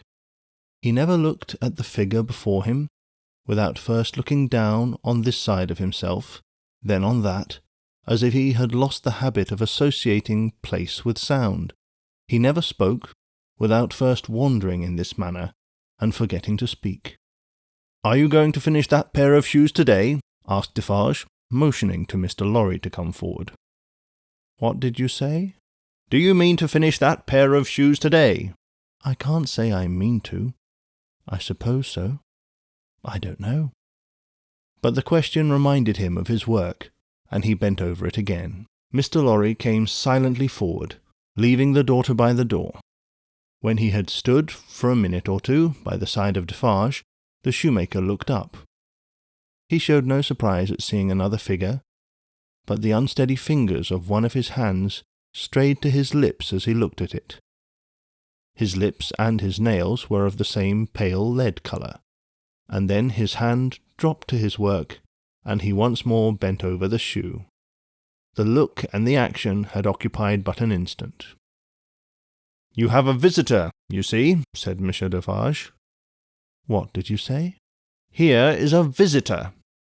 The shoemaker looked up as before, but without removing a hand from his work. "Come," said Defarge. "Here is Monsieur, who knows a well-made shoe when he sees one. Show him that shoe you are working at. Take it, Monsieur." Mr. Lorry took it in his hand. "Tell Monsieur what kind of shoe it is, and the maker's name." There was a longer pause than usual before the shoemaker replied. "I forget what it was you asked me. What did you say?" "I said, couldn't you describe the kind of shoe for Monsieur's information?" "It is a lady's shoe. It is a young lady's walking shoe. It is in the present mode. I never saw the mode. I have had a pattern in my hand." He glanced at the shoe with some little passing touch of pride. "And the maker's name?" said Defarge. Now that he had no work to hold, he laid the knuckles of the right hand in the hollow of the left, and then the knuckles of the left hand in the hollow of the right, and then passed a hand across his bearded chin, and so on, in regular changes, without a moment's intermission. The task of recalling him from the vagrancy into which he always sank when he had spoken was like recalling some very weak person from a swoon, or endeavouring, in the hope of some disclosure, to stay the spirit of a fast-dying man. "Did you ask me for my name?" "Assuredly I did." 105 North Tower. "Is that all?" 105 North Tower. With a weary sound that was not a sigh, nor a groan, he bent to work again, until the silence was again broken. "You are not a shoemaker by trade," said Mr. Lorry, looking steadfastly at him. His haggard eyes turned to Defarge as if he would have transferred the question to him, but as no help came from that quarter, they turned back on the questioner when they had sought the ground. "I am not a shoemaker by trade?" "No, I was not a shoemaker by trade. I learnt it here. I taught myself. I asked leave to." He lapsed away, even for minutes, wringing those measured changes on his hands the whole time. His eyes came slowly back, at last, to the face from which they had wandered. When they rested on it, he started, and resumed, in the manner of a sleeper that moment awake, reverting to a subject of last night. "I asked leave to teach myself, and I got it with much difficulty, after a long while, and I have made shoes ever since." As he held out his hand for the shoe that had been taken from him, Mr. Lorry said, still looking steadfastly in his face, "Monsieur Manette, do you remember nothing of me?" The shoe dropped to the ground, and he sat looking fixedly at the questioner. "Monsieur Manette," Mr. Lorry laid his hand upon Defarge's arm, "do you remember nothing of this man? Look at him. Look at me. Is there no old banker, no old business, No old servant, no old time rising in your mind, Monsieur Manette? As the captive of many years sat looking fixedly, by turns at Mr. Lorry and at Defarge, some long obliterated marks of an actively intent intelligence in the middle of the forehead gradually forced themselves through the black mist that had fallen on him. They were overclouded again. They were fainter. They were gone. But they had been there, and so exactly was the expression repeated on the fair young face of her who had crept along the wall to a point where she could see him, and where she now stood looking at him, with hands which at first had only been raised in frightened compassion, if not even to keep him off and shut out the sight of him, but which were now extending towards him, trembling with eagerness to lay the spectral face upon her warm young breast, and love it back to life and hope. So exactly was the expression repeated, though in stronger characters, on her fair young face, that it looked as though it had passed like a moving light from him to her. Darkness had fallen on him in its place. He looked at the two less and less attentively, and his eyes in gloomy abstraction sought the ground and looked about him in the old way.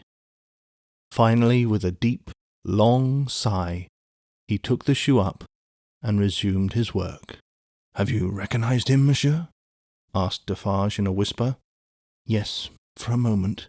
At first I thought it quite hopeless, but I have unquestionably seen, for a single moment, the face that I once knew so well. Hush! Let us draw further back. Hush!" She had moved from the wall of the garret, very near to the bench on which he sat. There was something awful in this unconsciousness of the figure that could have put out its hand and touched him as he stood over his labour. Not a word was spoken, not a sound was made. She stood like a spirit beside him, and he bent over his work. It happened at length that he had occasion to change the instrument in his hand for his shoemaker's knife. It lay on that side of him which was not the side on which she stood. He had taken it up, and was stooping to work again, when his eyes caught the skirt of her dress. He raised them, and saw her face. The two spectators started forward, but she stayed them with a motion of her hand. She had no fear of his striking at her with the knife, though they had. He stared at her with a fearful look, and after a while his lips began to form some words, though no sound proceeded from them. By degrees, in the pauses of his quick and laboured breathing, he was heard to say, "What is this?" With the tears streaming down her face, she put her two hands to her lips and kissed them to him, then clasped them on her breast, as if she laid his ruined head there. "You are not the gaoler's daughter?" She sighed. "No. Who are you?" Not yet trusting the tones of her voice, she sat down on the bench beside him. He recoiled, but she laid her hand upon his arm. A strange thrill struck him when she did so, and visibly passed over his frame. He laid the knife down softly as he sat staring at her. Her golden hair, which she wore in long curls, had been hurriedly pushed aside and fell down over her neck. Advancing his hand, by little and little, he took it up and looked at it. In the midst of the action he went astray, and, with another deep sigh, fell to work at his shoemaking, but not for long. Releasing his arm, she laid her hand upon his shoulder. After looking doubtfully at it, 2 or 3 times as if to be sure that it was really there, he laid down his work, put his hand to his neck, and took off a blackened string with a scrap of folded rag attached to it. He opened this, carefully on his knee, and it contained a very little quantity of hair, not more than 1 or 2 long golden hairs, which he had, in some old day, wound off upon his finger. He took her hair into his hand again, and looked closely at it. "It is the same. How can it be? When was it? How was it?" As the concentrated expression returned to his forehead, he seemed to become conscious that it was in hers too. He turned her full to the light and looked upon her. She had laid her head upon my shoulder that night when I was summoned out. She had a fear of my going, though I had none, and when I was brought to the North Tower, they found these upon my sleeve. "You will leave me them?" They can never help me to escape in the body, though they may in the spirit. Those are the words I said. I remember them very well. He formed this speech with his lips many times before he could utter it, but when he did find spoken words for it, they came to him coherently, though slowly. How was this? Was it you? Once more the two spectators started as he turned upon her with a frightful suddenness, but she sat perfectly still in his grasp, and only said in a low voice, I entreat you, good gentleman, do not come near us, do not speak, do not move. Hark! He exclaimed. Whose voice was that? His hands released her as he uttered this cry and went up to his white hair, which they tore in a frenzy. It died out, as everything but his shoemaking did die out of him, and he refolded his little packet and tried to secure it in his breast, but he still looked at her, and gloomily shook his head. No, you are too young, too blooming. It can't be. See what the prisoner is. These are not the hands she knew. This is not the face she knew. This is not a voice she ever heard. No, she was, and he was, before the slow years of the North Tower, ages ago. What is your name, my gentle angel? Hailing his softened tone and manner, his daughter fell upon her knees before him, with her appealing hands upon his breast. Oh, sir, at another time you shall know my name, and who my mother was, and who my father, and how I never knew their hard history. But I cannot tell you at this time, and I cannot tell you here. All that I may tell you here and now is that I pray you to touch me and to bless me. Kiss me, oh my dear. His cold white head mingled with her radiant hair, which warmed and lightened it as though it were the light of freedom shining on him.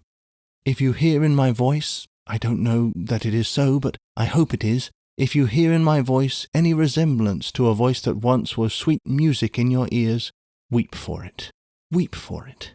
If you touch, in touching my hair, anything that recalls a beloved head that lay upon your breast when you were young and free, weep for it. Weep for it.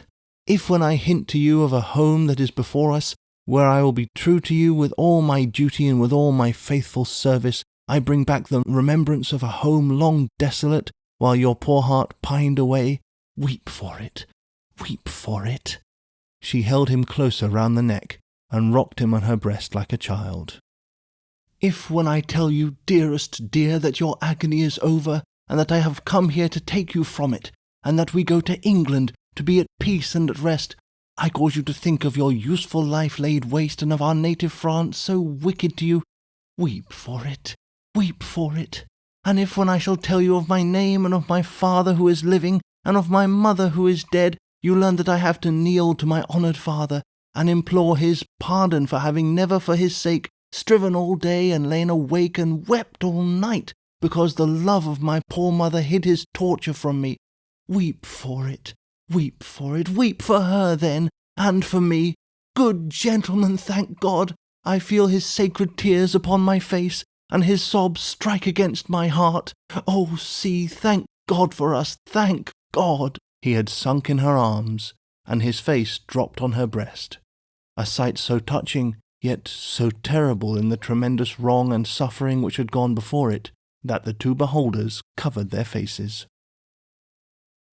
When the quiet of the garret had been long undisturbed, and his heaving breast and shaken form had long yielded to the calm that must follow all storms, emblem to humanity of the rest and silence which the storm-called life must hush at last, they came forward to raise the father and daughter from the ground.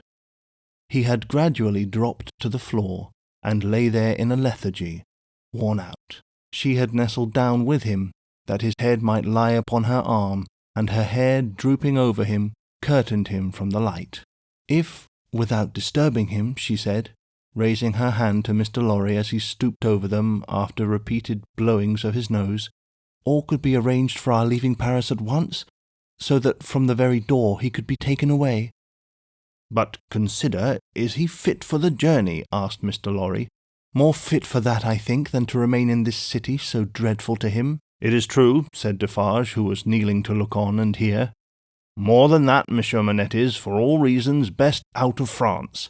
Say, shall I hire a carriage and post horses?" "That's business," said Mr. Lorry, resuming on the shortest notice his methodical manners.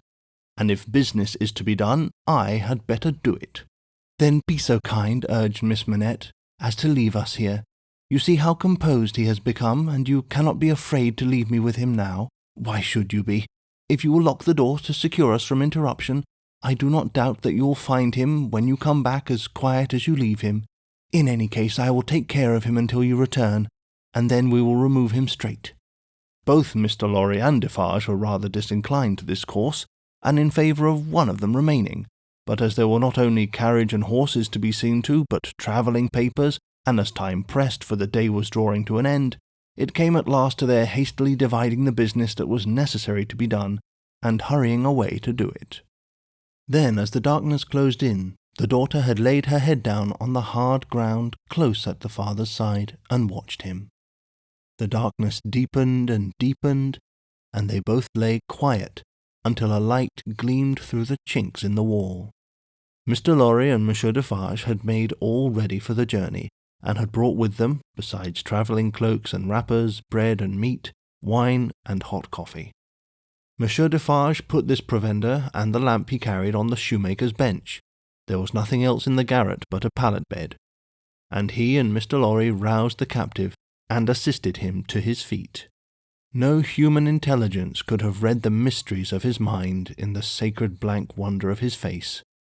Whether he knew what had happened, whether he recollected what they had said to him, whether he knew that he was free, were questions which no sagacity could have solved. They tried speaking to him, but he was so confused and so very slow to answer that they took fright at his bewilderment, and agreed for the time to tamper with him no more. He had a wild, lost manner of occasionally clasping his head in his hands that had not been seen in him before, yet he had some pleasure in the mere sound of his daughter's voice, and invariably turned to it when she spoke. In the submissive way of one long accustomed to obey under coercion, he ate and drank what they gave him to eat and drink, and put on the cloak and other wrappings that they gave him to wear. He readily responded to his daughter's drawing her arm through his, and took and kept her hand in both his own. They began to descend, Monsieur Defarge going first with the lamp, Mr. Lorry closing the little procession. They had not traversed many steps of the long main staircase when he stopped, and stared at the roof and round at the walls. "You remember the place, my father? You remember coming up here? What did you say?" But before she could repeat the question, he murmured an answer as if she had repeated it. "Remember? No, I don't remember. It was so very long ago." That he had no recollection whatever of his having been brought from prison to the house was apparent to them. They heard him mutter, 105 North Tower, and when he looked about him, it evidently was for the strong fortress walls which had long encompassed him. On their reaching the courtyard, he instinctively altered his tread, as being in expectation of a drawbridge, and when there was no drawbridge, and he saw the carriage waiting in the open street, he dropped his daughter's hand and clasped his head again. No crowd was about the door, no people were discernible at any of the many windows, not even a chance passer-by was in the street. An unnatural silence and desertion reigned there. Only one soul was to be seen, and that was Madame Defarge, who leaned against the doorpost knitting, and saw nothing. The prisoner had got into a coach, and his daughter had followed him when Mr. Lorry's feet were arrested on the step by his asking miserably for his shoemaking tools and the unfinished shoes.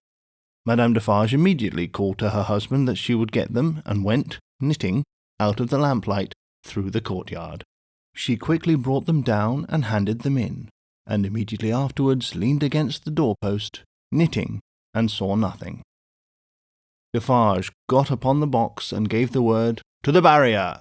The postilion cracked his whip, and they clattered away under the feeble over-swinging lamps. Under the over-swinging lamps, swinging ever brighter in the better streets and ever dimmer in the worst, and by lighted shops, gay crowds, illuminated coffee-houses, and theatre doors, to one of the city gates. Soldiers with lanterns at the guard-house there. "Your papers, travellers. See here then, monsieur the officer," said Defarge, getting down and taking him gravely apart. "These are the papers of monsieur inside with the white head. They were consigned to me with him at the—" He dropped his voice. There was a flutter among the military lanterns, and one of them being handed into the coach by an arm in uniform, the eyes connected with the arm looked, not an every-day or an every-night look, at monsieur with the white head. "It is well. Forward from the uniform. Adieu from Defarge." And so, under a short grove of feebler and feebler over-swinging lamps, out under the great grove of stars. Beneath that arch of unmoved and eternal lights, some so remote from this little earth that the learned tell us it is doubtful whether their rays have even yet discovered it, as a point in space where anything is suffered or done, the shadows of the night were broad and black. All through the cold and restless interval until dawn, they once more whispered in the ears of Mr. Jarvis Lorry, sitting opposite the buried man who had been dug out, and wondering what subtle powers were for ever lost to him, and what were capable of restoration. The old inquiry, "I hope you care to be recalled to life?" And the old answer, "I can't say." The end of the first book.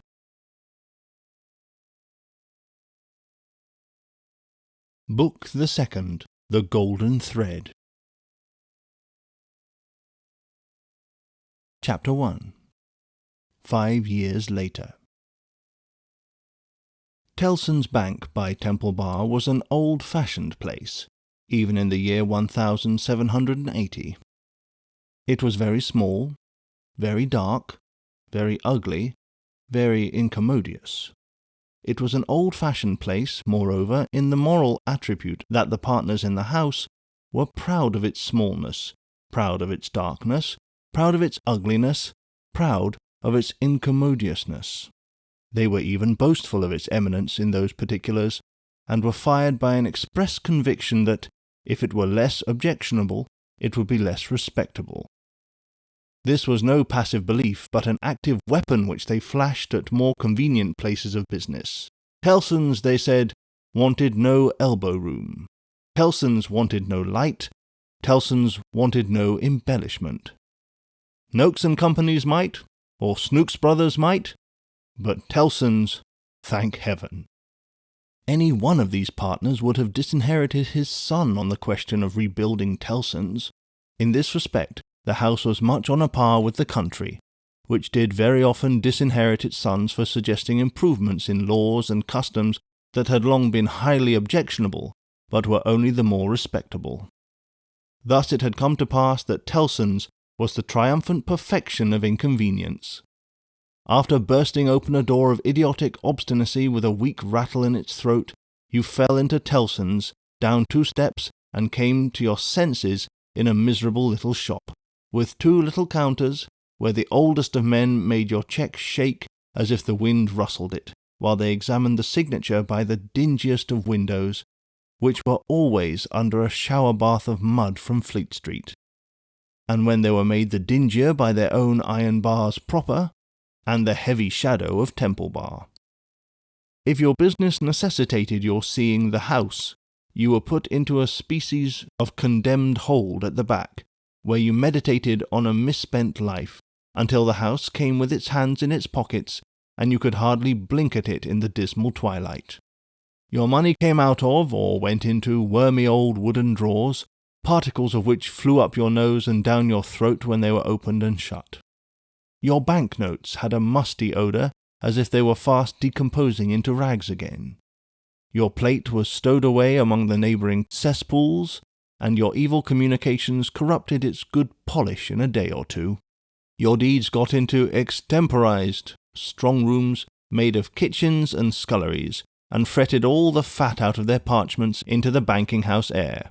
Your lighter boxes of family papers went upstairs into a Barmecide room that always had a great dining table in it, and never had a dinner, and where, even in the year 1780, the first letters written to you by your old love, or by your little children, were but newly released from the horror of being ogled through the windows by the heads exposed on Temple Bar with an insensate brutality and ferocity worthy of Abyssinia or Ashanti. But indeed, at that time, putting to death was a recipe much in vogue with all trades and professions, and not least of all with Tellson's. Death is nature's remedy for all things, and why not legislation's? Accordingly, the forger was put to death. The utterer of a bad note was put to death. The unlawful opener of a letter was put to death. The purloiner of 40 shillings and sixpence was put to death. The holder of a horse at Tellson's door, who made off with it, was put to death. The coiner of a bad shilling was put to death. The sounders of 3/4 of the notes in the whole gamut of crime were put to death. Not that it did the least good in the way of prevention. It might almost have been worth remarking that the fact was exactly the reverse, but it cleared off, as to this world, the trouble of each particular case, and left nothing else connected with it to be looked after. Thus, Tellson's in its day, like greater places of business, its contemporaries, had taken so many lives that, if the heads laid low before it had been ranged on Temple Bar instead of being privately disposed of, they would probably have excluded what little light the ground floor had in a rather significant manner. Cramped in all kinds of dim cupboards and hutches at Tellson's, the oldest of men carried on the business gravely. When they took a young man into Tellson's London house, they hid him somewhere till he was old.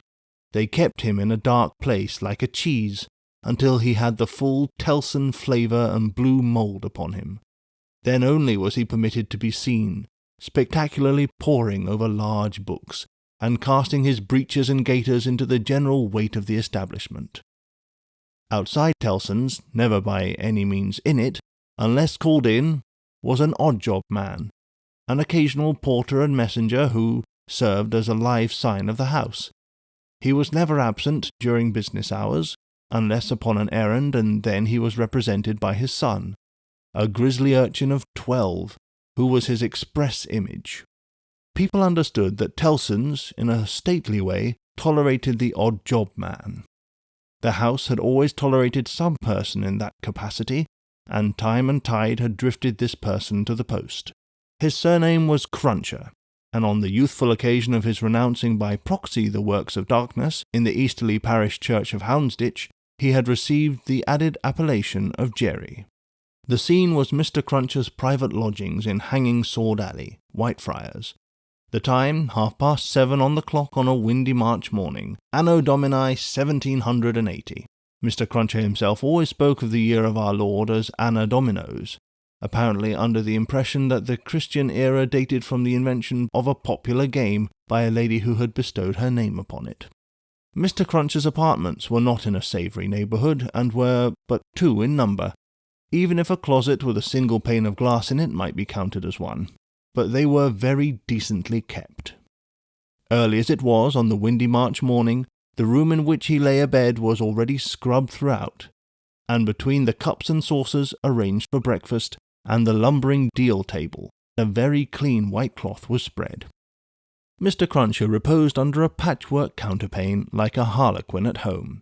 At first he slept heavily, but by degrees began to roll and surge in bed, until he rose above the surface, with his spiky hair looking as if it must tear the sheets to ribbons, at which juncture he exclaimed in a voice of dire exasperation, "Bust me if she ain't at it again!" A woman of orderly and industrious appearance rose from her knees in a corner with sufficient haste and trepidation to show that she was the person referred to. "What?" said Mr. Cruncher, looking out of bed for a boot. "You're at it again, are you?" After hailing the morn with his second salutation, he threw a boot at the woman as a third. It was a very muddy boot, and may introduce the odd circumstance connected with Mr. Cruncher's domestic economy, that, whereas he often came home after banking hours with clean boots, he often got up next morning to find the same boots covered with clay. "What," said Mr. Cruncher, varying his apostrophe after missing his mark, "are you up to, aggrawator?" "I was only saying my prayers." "Saying your prayers? You're a nice woman. What do you mean by flopping yourself down and praying again me?" "I was not praying against you, I was praying for you." "You weren't, and if you were, I won't be took the liberty with. Here, your mother's a nice woman, young Jerry, going a praying again your father's prosperity. You've got a dutiful mother, you have, my son. You've got a religious mother, you have, my boy, going and flopping herself down and praying that that bread and butter may be snatched out of the mouth of her only child." Master Cruncher, who was in his shirt, took this very ill, and, turning to his mother, strongly depreciated any praying away of his personal board. "And what do you suppose, you conceited female," said Mr. Cruncher with unconscious inconsistency, "that the worth of your prayers may be? Name the price that you put your prayers at." "They only come from the heart, Jerry. They are worth no more than that." "Worth no more than that," repeated Mr. Cruncher. "They ain't worth much then. Whether or no, I won't be prayed again, I tell you. I can't afford it. I'm not a-going to be made unlucky by your sneaking. If you must go flopping yourself down, flop in favour of your husband and child and not in opposition to him.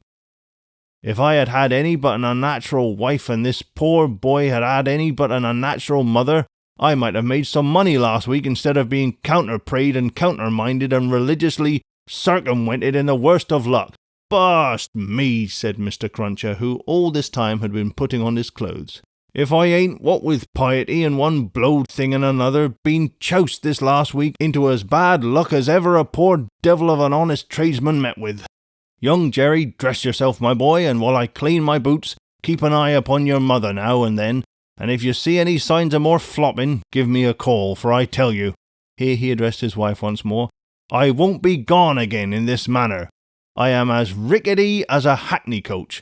I am as sleepy as laudanum. My lines is straight to the degree I shouldn't know if it wasn't for the pain in 'em, which was me and which somebody else, yet I'm none the better for it in pocket, and it's my suspicion that you've been at it from morning to night to prevent me from being the better for it in pocket, and I won't put up with it, a garrawaiter, and what do you say now?"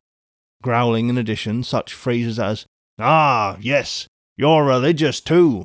You wouldn't put yourself in opposition to the interests of your husband and child, would you? Not you!" And throwing off other sarcastic sparks from the whirling grindstone of his indignation, Mr. Cruncher betook himself to the boot cleaning and his general preparation for business. In the meantime, his son, whose head was garnished with tenderer spikes and whose young eyes stood close by one another, as his father's did, kept the required watch upon his mother. He greatly disturbed that poor woman at intervals by darting out of his sleeping closet, where he made his toilet with a suppressed cry of, "You're going to flop, mother! Halloa, father!" and, after raising his fictitious alarm, darting in again with an undutiful grin. Mr. Cruncher's temper was not at all improved when he came to his breakfast. He resented Mrs. Cruncher's saying grace with particular animosity. "Now, agarawaiter, what are you up to? At it again?" His wife explained that she had merely asked a blessing. "Don't do it," said Mr. Cruncher, looking about, as if he rather expected to see the loaf disappear under the efficacy of his wife's petitions. "I ain't a-going to be blessed out of house and home. I won't have my victuals blessed off the table. Keep still." Exceedingly red-eyed and grim, as if he had been up all night at a party which had taken anything but a convivial turn, Jerry Cruncher worried his breakfast rather than ate it, growling over it like any four-footed inmate of a menagerie. Towards 9 o'clock, he smoothed his ruffled aspect and, presenting as respectable and businesslike an exterior as he could overlay his natural self with, issued forth to the occupation of the day. It could scarcely be called a trade, in spite of his favourite description of himself as an honest tradesman. His stock consisted of a wooden stool, made out of a broken-backed chair cut down, with which stool young Jerry, walking at his father's side, carried every morning to beneath the banking-house window that was nearest Temple Bar, where, with the addition of the first handful of straw that could be gleaned from any passing vehicle to keep the cold and wet from the odd-job man's feet, it formed the encampment for the day. On this post of his, Mr. Cruncher was as well known to Fleet Street and the Temple as the bar itself, and was almost as in-looking. Encamped at 9:15 in good time to touch his three-cornered hat to the oldest of men as they passed into Tellson's, Jerry took up his station on this windy March morning, with young Jerry standing by him, when not engaged in making forays through the bar to inflict bodily and mental injuries of an acute description on passing boys who were small enough for his amiable purpose. Father and son, extremely like each other, looked silently on at the morning traffic in Fleet Street, with their two heads as near to one another as the two eyes of each bore a considerable resemblance to a pair of monkeys. The resemblance was not lessened by the accidental circumstance that the mature Jerry bit and spat out straw, while the twinkling eyes of the youthful Jerry were as restlessly watchful of him as of everything else in Fleet Street. The head of one of the regular indoor messengers attached to Tellson's establishment was put through the door, and the word was given. "Porter wanted." "Hooray, father! Here's an early job to begin with." Having thus given his parent Godspeed, young Jerry seated himself on the stool, entered on his reversionary interest in the straw his father had been chewing, and cogitated. "Always rusty. His fingers is always rusty," muttered young Jerry. "Where does my father get all that iron rust from? He don't get no iron rust here."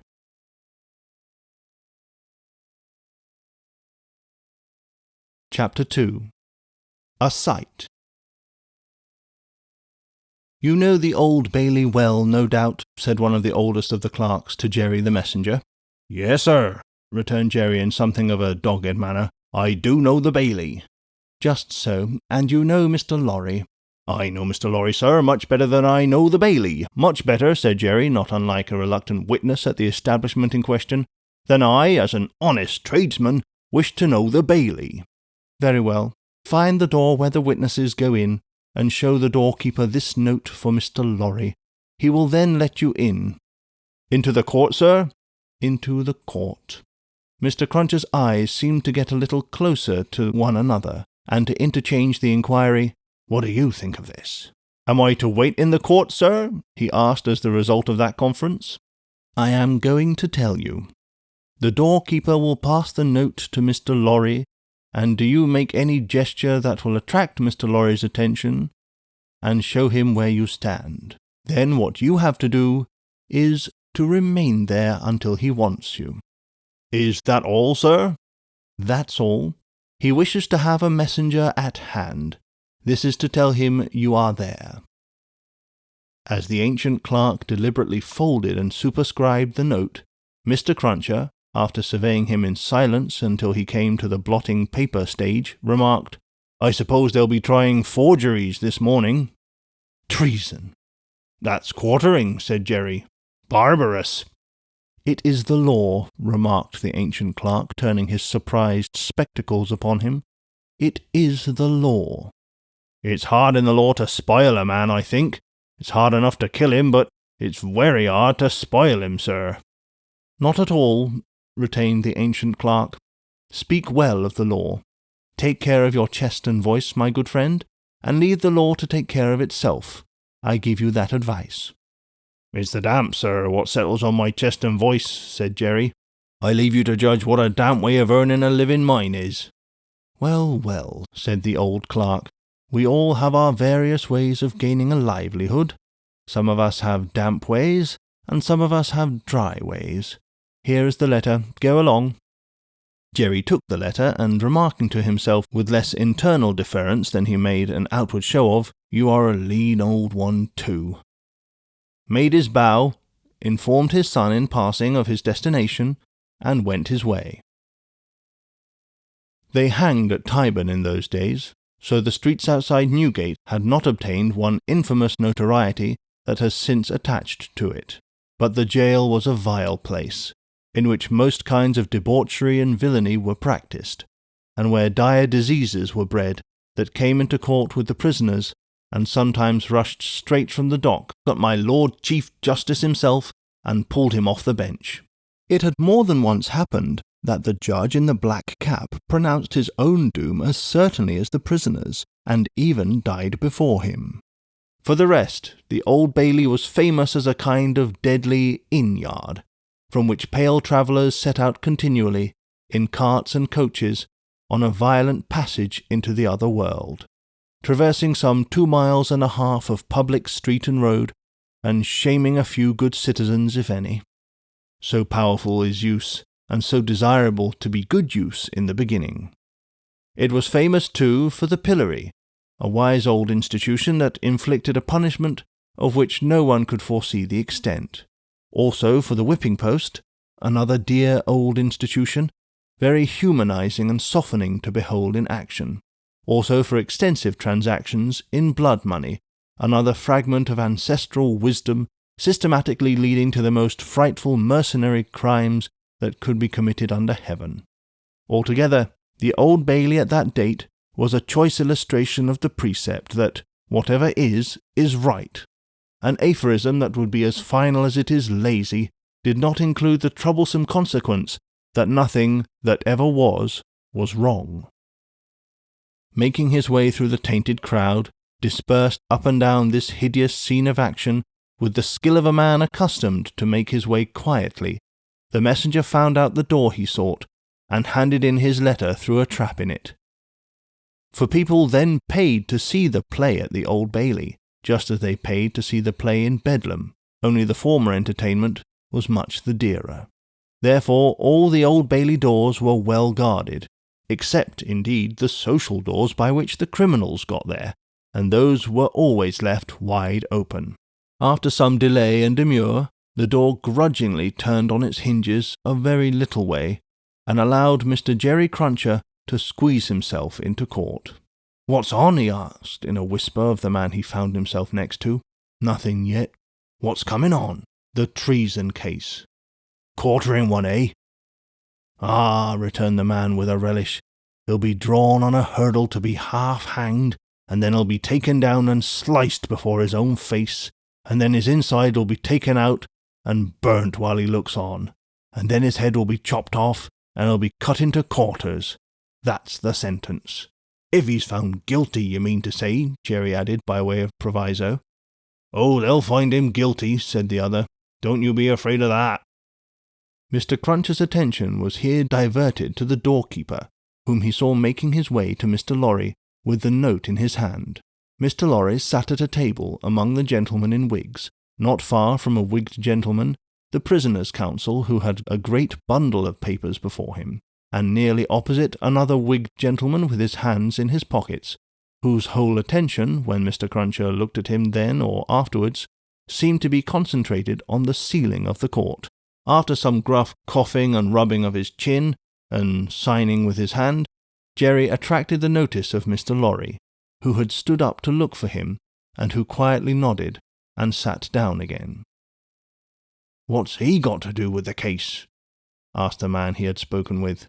"Blest if I know," said Jerry. "What have you got to do with it, then, if a person may inquire?" "Blest if I know that either," said Jerry. The entrance of the judge, and a consequent great stir and settling down in the court, stopped the dialogue. Presently the dock became the central point of interest. 2 jailers who had been standing there went out, and the prisoner was brought in and put to the bar. Everybody present, except the one wigged gentleman who looked at the ceiling, stared at him. All the human breath in the place rolled at him like a sea, or a wind, or a fire. Eager faces strained round pillars and corners to get a sight of him. Spectators in back rows stood up not to miss a hair of him. People on the floor of the court laid their hands on the shoulders of the people before them, to help themselves, at anybody's cost, to a view of him, stood a tiptoe, got upon ledges, stood upon next to nothing, to see every inch of him. Conspicuous among these latter, like an animated bit of the spiked wall of Newgate, Jerry stood, aiming at the prisoner the beery breath of a whet he had taken as he came along, and discharging it to mingle with the waves of other beer and gin and tea and coffee and what not that flowed at him, and already broke upon the great windows behind him in an impure mist and rain. The object of all this staring and blaring was a young man of about 25, well-grown and well-looking, with a sunburnt cheek and a dark eye. His condition was that of a young gentleman.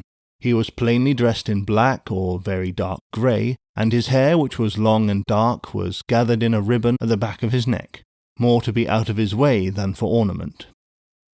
As an emotion of the mind will express itself through any covering of the body, so the paleness which his situation engendered came through the brown upon his cheek, showing the soul to be stronger than the sun. He was otherwise quite self-possessed, bowed to the judge, and stood quiet. The sort of interest with which this man was stared and breathed at was not a sort that elevated humanity. He had stood in peril of a less horrible sentence. Had he stood in peril of a less horrible sentence, had there been a chance of any one of its savage details being spared, by just so much would he have lost in his fascination. The form that was to be doomed to be so shamefully mangled was the sight. The immortal creature that was to be so butchered and torn asunder yielded the sensation. Whatever gloss the various spectators put upon the interest, according to their several arts and powers of self-deceit, the interest was, at the root of it, ogreish. Silence in the court!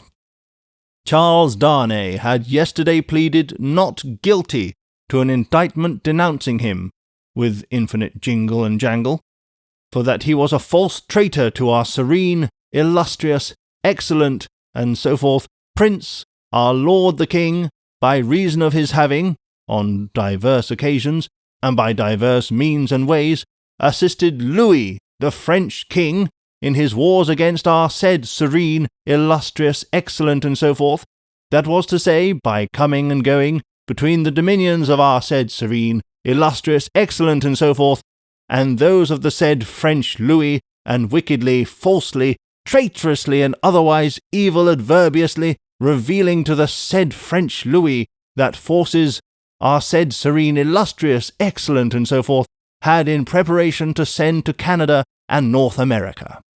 This much Jerry, with his head becoming more and more spiky as the law terms bristled it, made out with huge satisfaction, and so arrived circuitously at the understanding that the aforesaid, and over again aforesaid Charles Darnay stood there before him upon his trial, that the jury were swearing in, and that Mr. Attorney General was making ready to speak.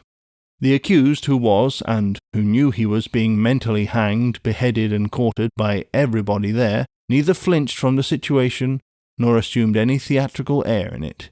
He was quiet and attentive, watched the opening proceedings with a grave interest, and stood with his hands resting on the slab of wood before him, so composedly that they had not displaced a leaf of the herbs with which it was strewn. The court was all bestrewn with herbs and sprinkled with vinegar as a precaution against jail air and jail fever. Over the prisoner's head there was a mirror to throw the light down upon him. Crowds of the wicked and the wretched had been reflected in it, and had passed from its surface and this earth's together, haunted in a most ghastly manner that abominable place would have been if the glass could ever have rendered back its reflections, as the ocean is one day to give up its dead. Some passing thought of the infamy and disgrace for which it had been reserved may have struck the prisoner's mind. Be that as it may, a change in his position making him conscious of a bar of light across his face, he looked up, and when he saw the glass his face flushed, and his right hand pushed the herbs away. It happened that the action turned his face to that side of the court which was on his left. About on a level with his eyes there sat, in that corner of the judge's bench, two persons upon whom his look immediately rested, so immediately, and so much to the changing of his aspect, that all the eyes that were turned upon him turned to them. The spectators saw in the two figures a young lady of little more than 20, and a gentleman who was evidently her father, a man of a very remarkable appearance in respect of the absolute whiteness of his hair, and a certain indescribable intensity of face, not of an active kind, but pondering and self-communing. When this expression was upon him, he looked as if he were old, but when it was stirred and broken up, as it was now, in a moment, on his speaking to his daughter, he became a handsome man, not past the prime of life. His daughter had one of her hands drawn through his arm as she sat by him, and the other pressed upon it. She had drawn close to him in her dread of the scene, and in her pity for the prisoner. Her forehead had been strikingly expressive of an engrossing terror and compassion that saw nothing but the peril of the accused. This had been so very noticeable, so very powerfully and naturally shown, that starers who had no pity for him were touched by her, and the whisper went about, "Who are they?" Jerry the messenger, who had made his own observations in his own manner, and who had been sucking the rust off his fingers in his absorption, stretched his neck to hear who they were. The crowd about him had pressed and passed the inquiry on to the nearest attendant, and from him it had been more slowly pressed and passed back. At last it got to Jerry. Witnesses. For which side? Against. Against what side? The prisoners. The judge, whose eyes had gone in the general direction, recalled them, leaned back in his seat, and looked steadily at the man whose life was in his hand, as Mr. Attorney General rose to spin the rope, grind the axe, and hammer the nails into the scaffold.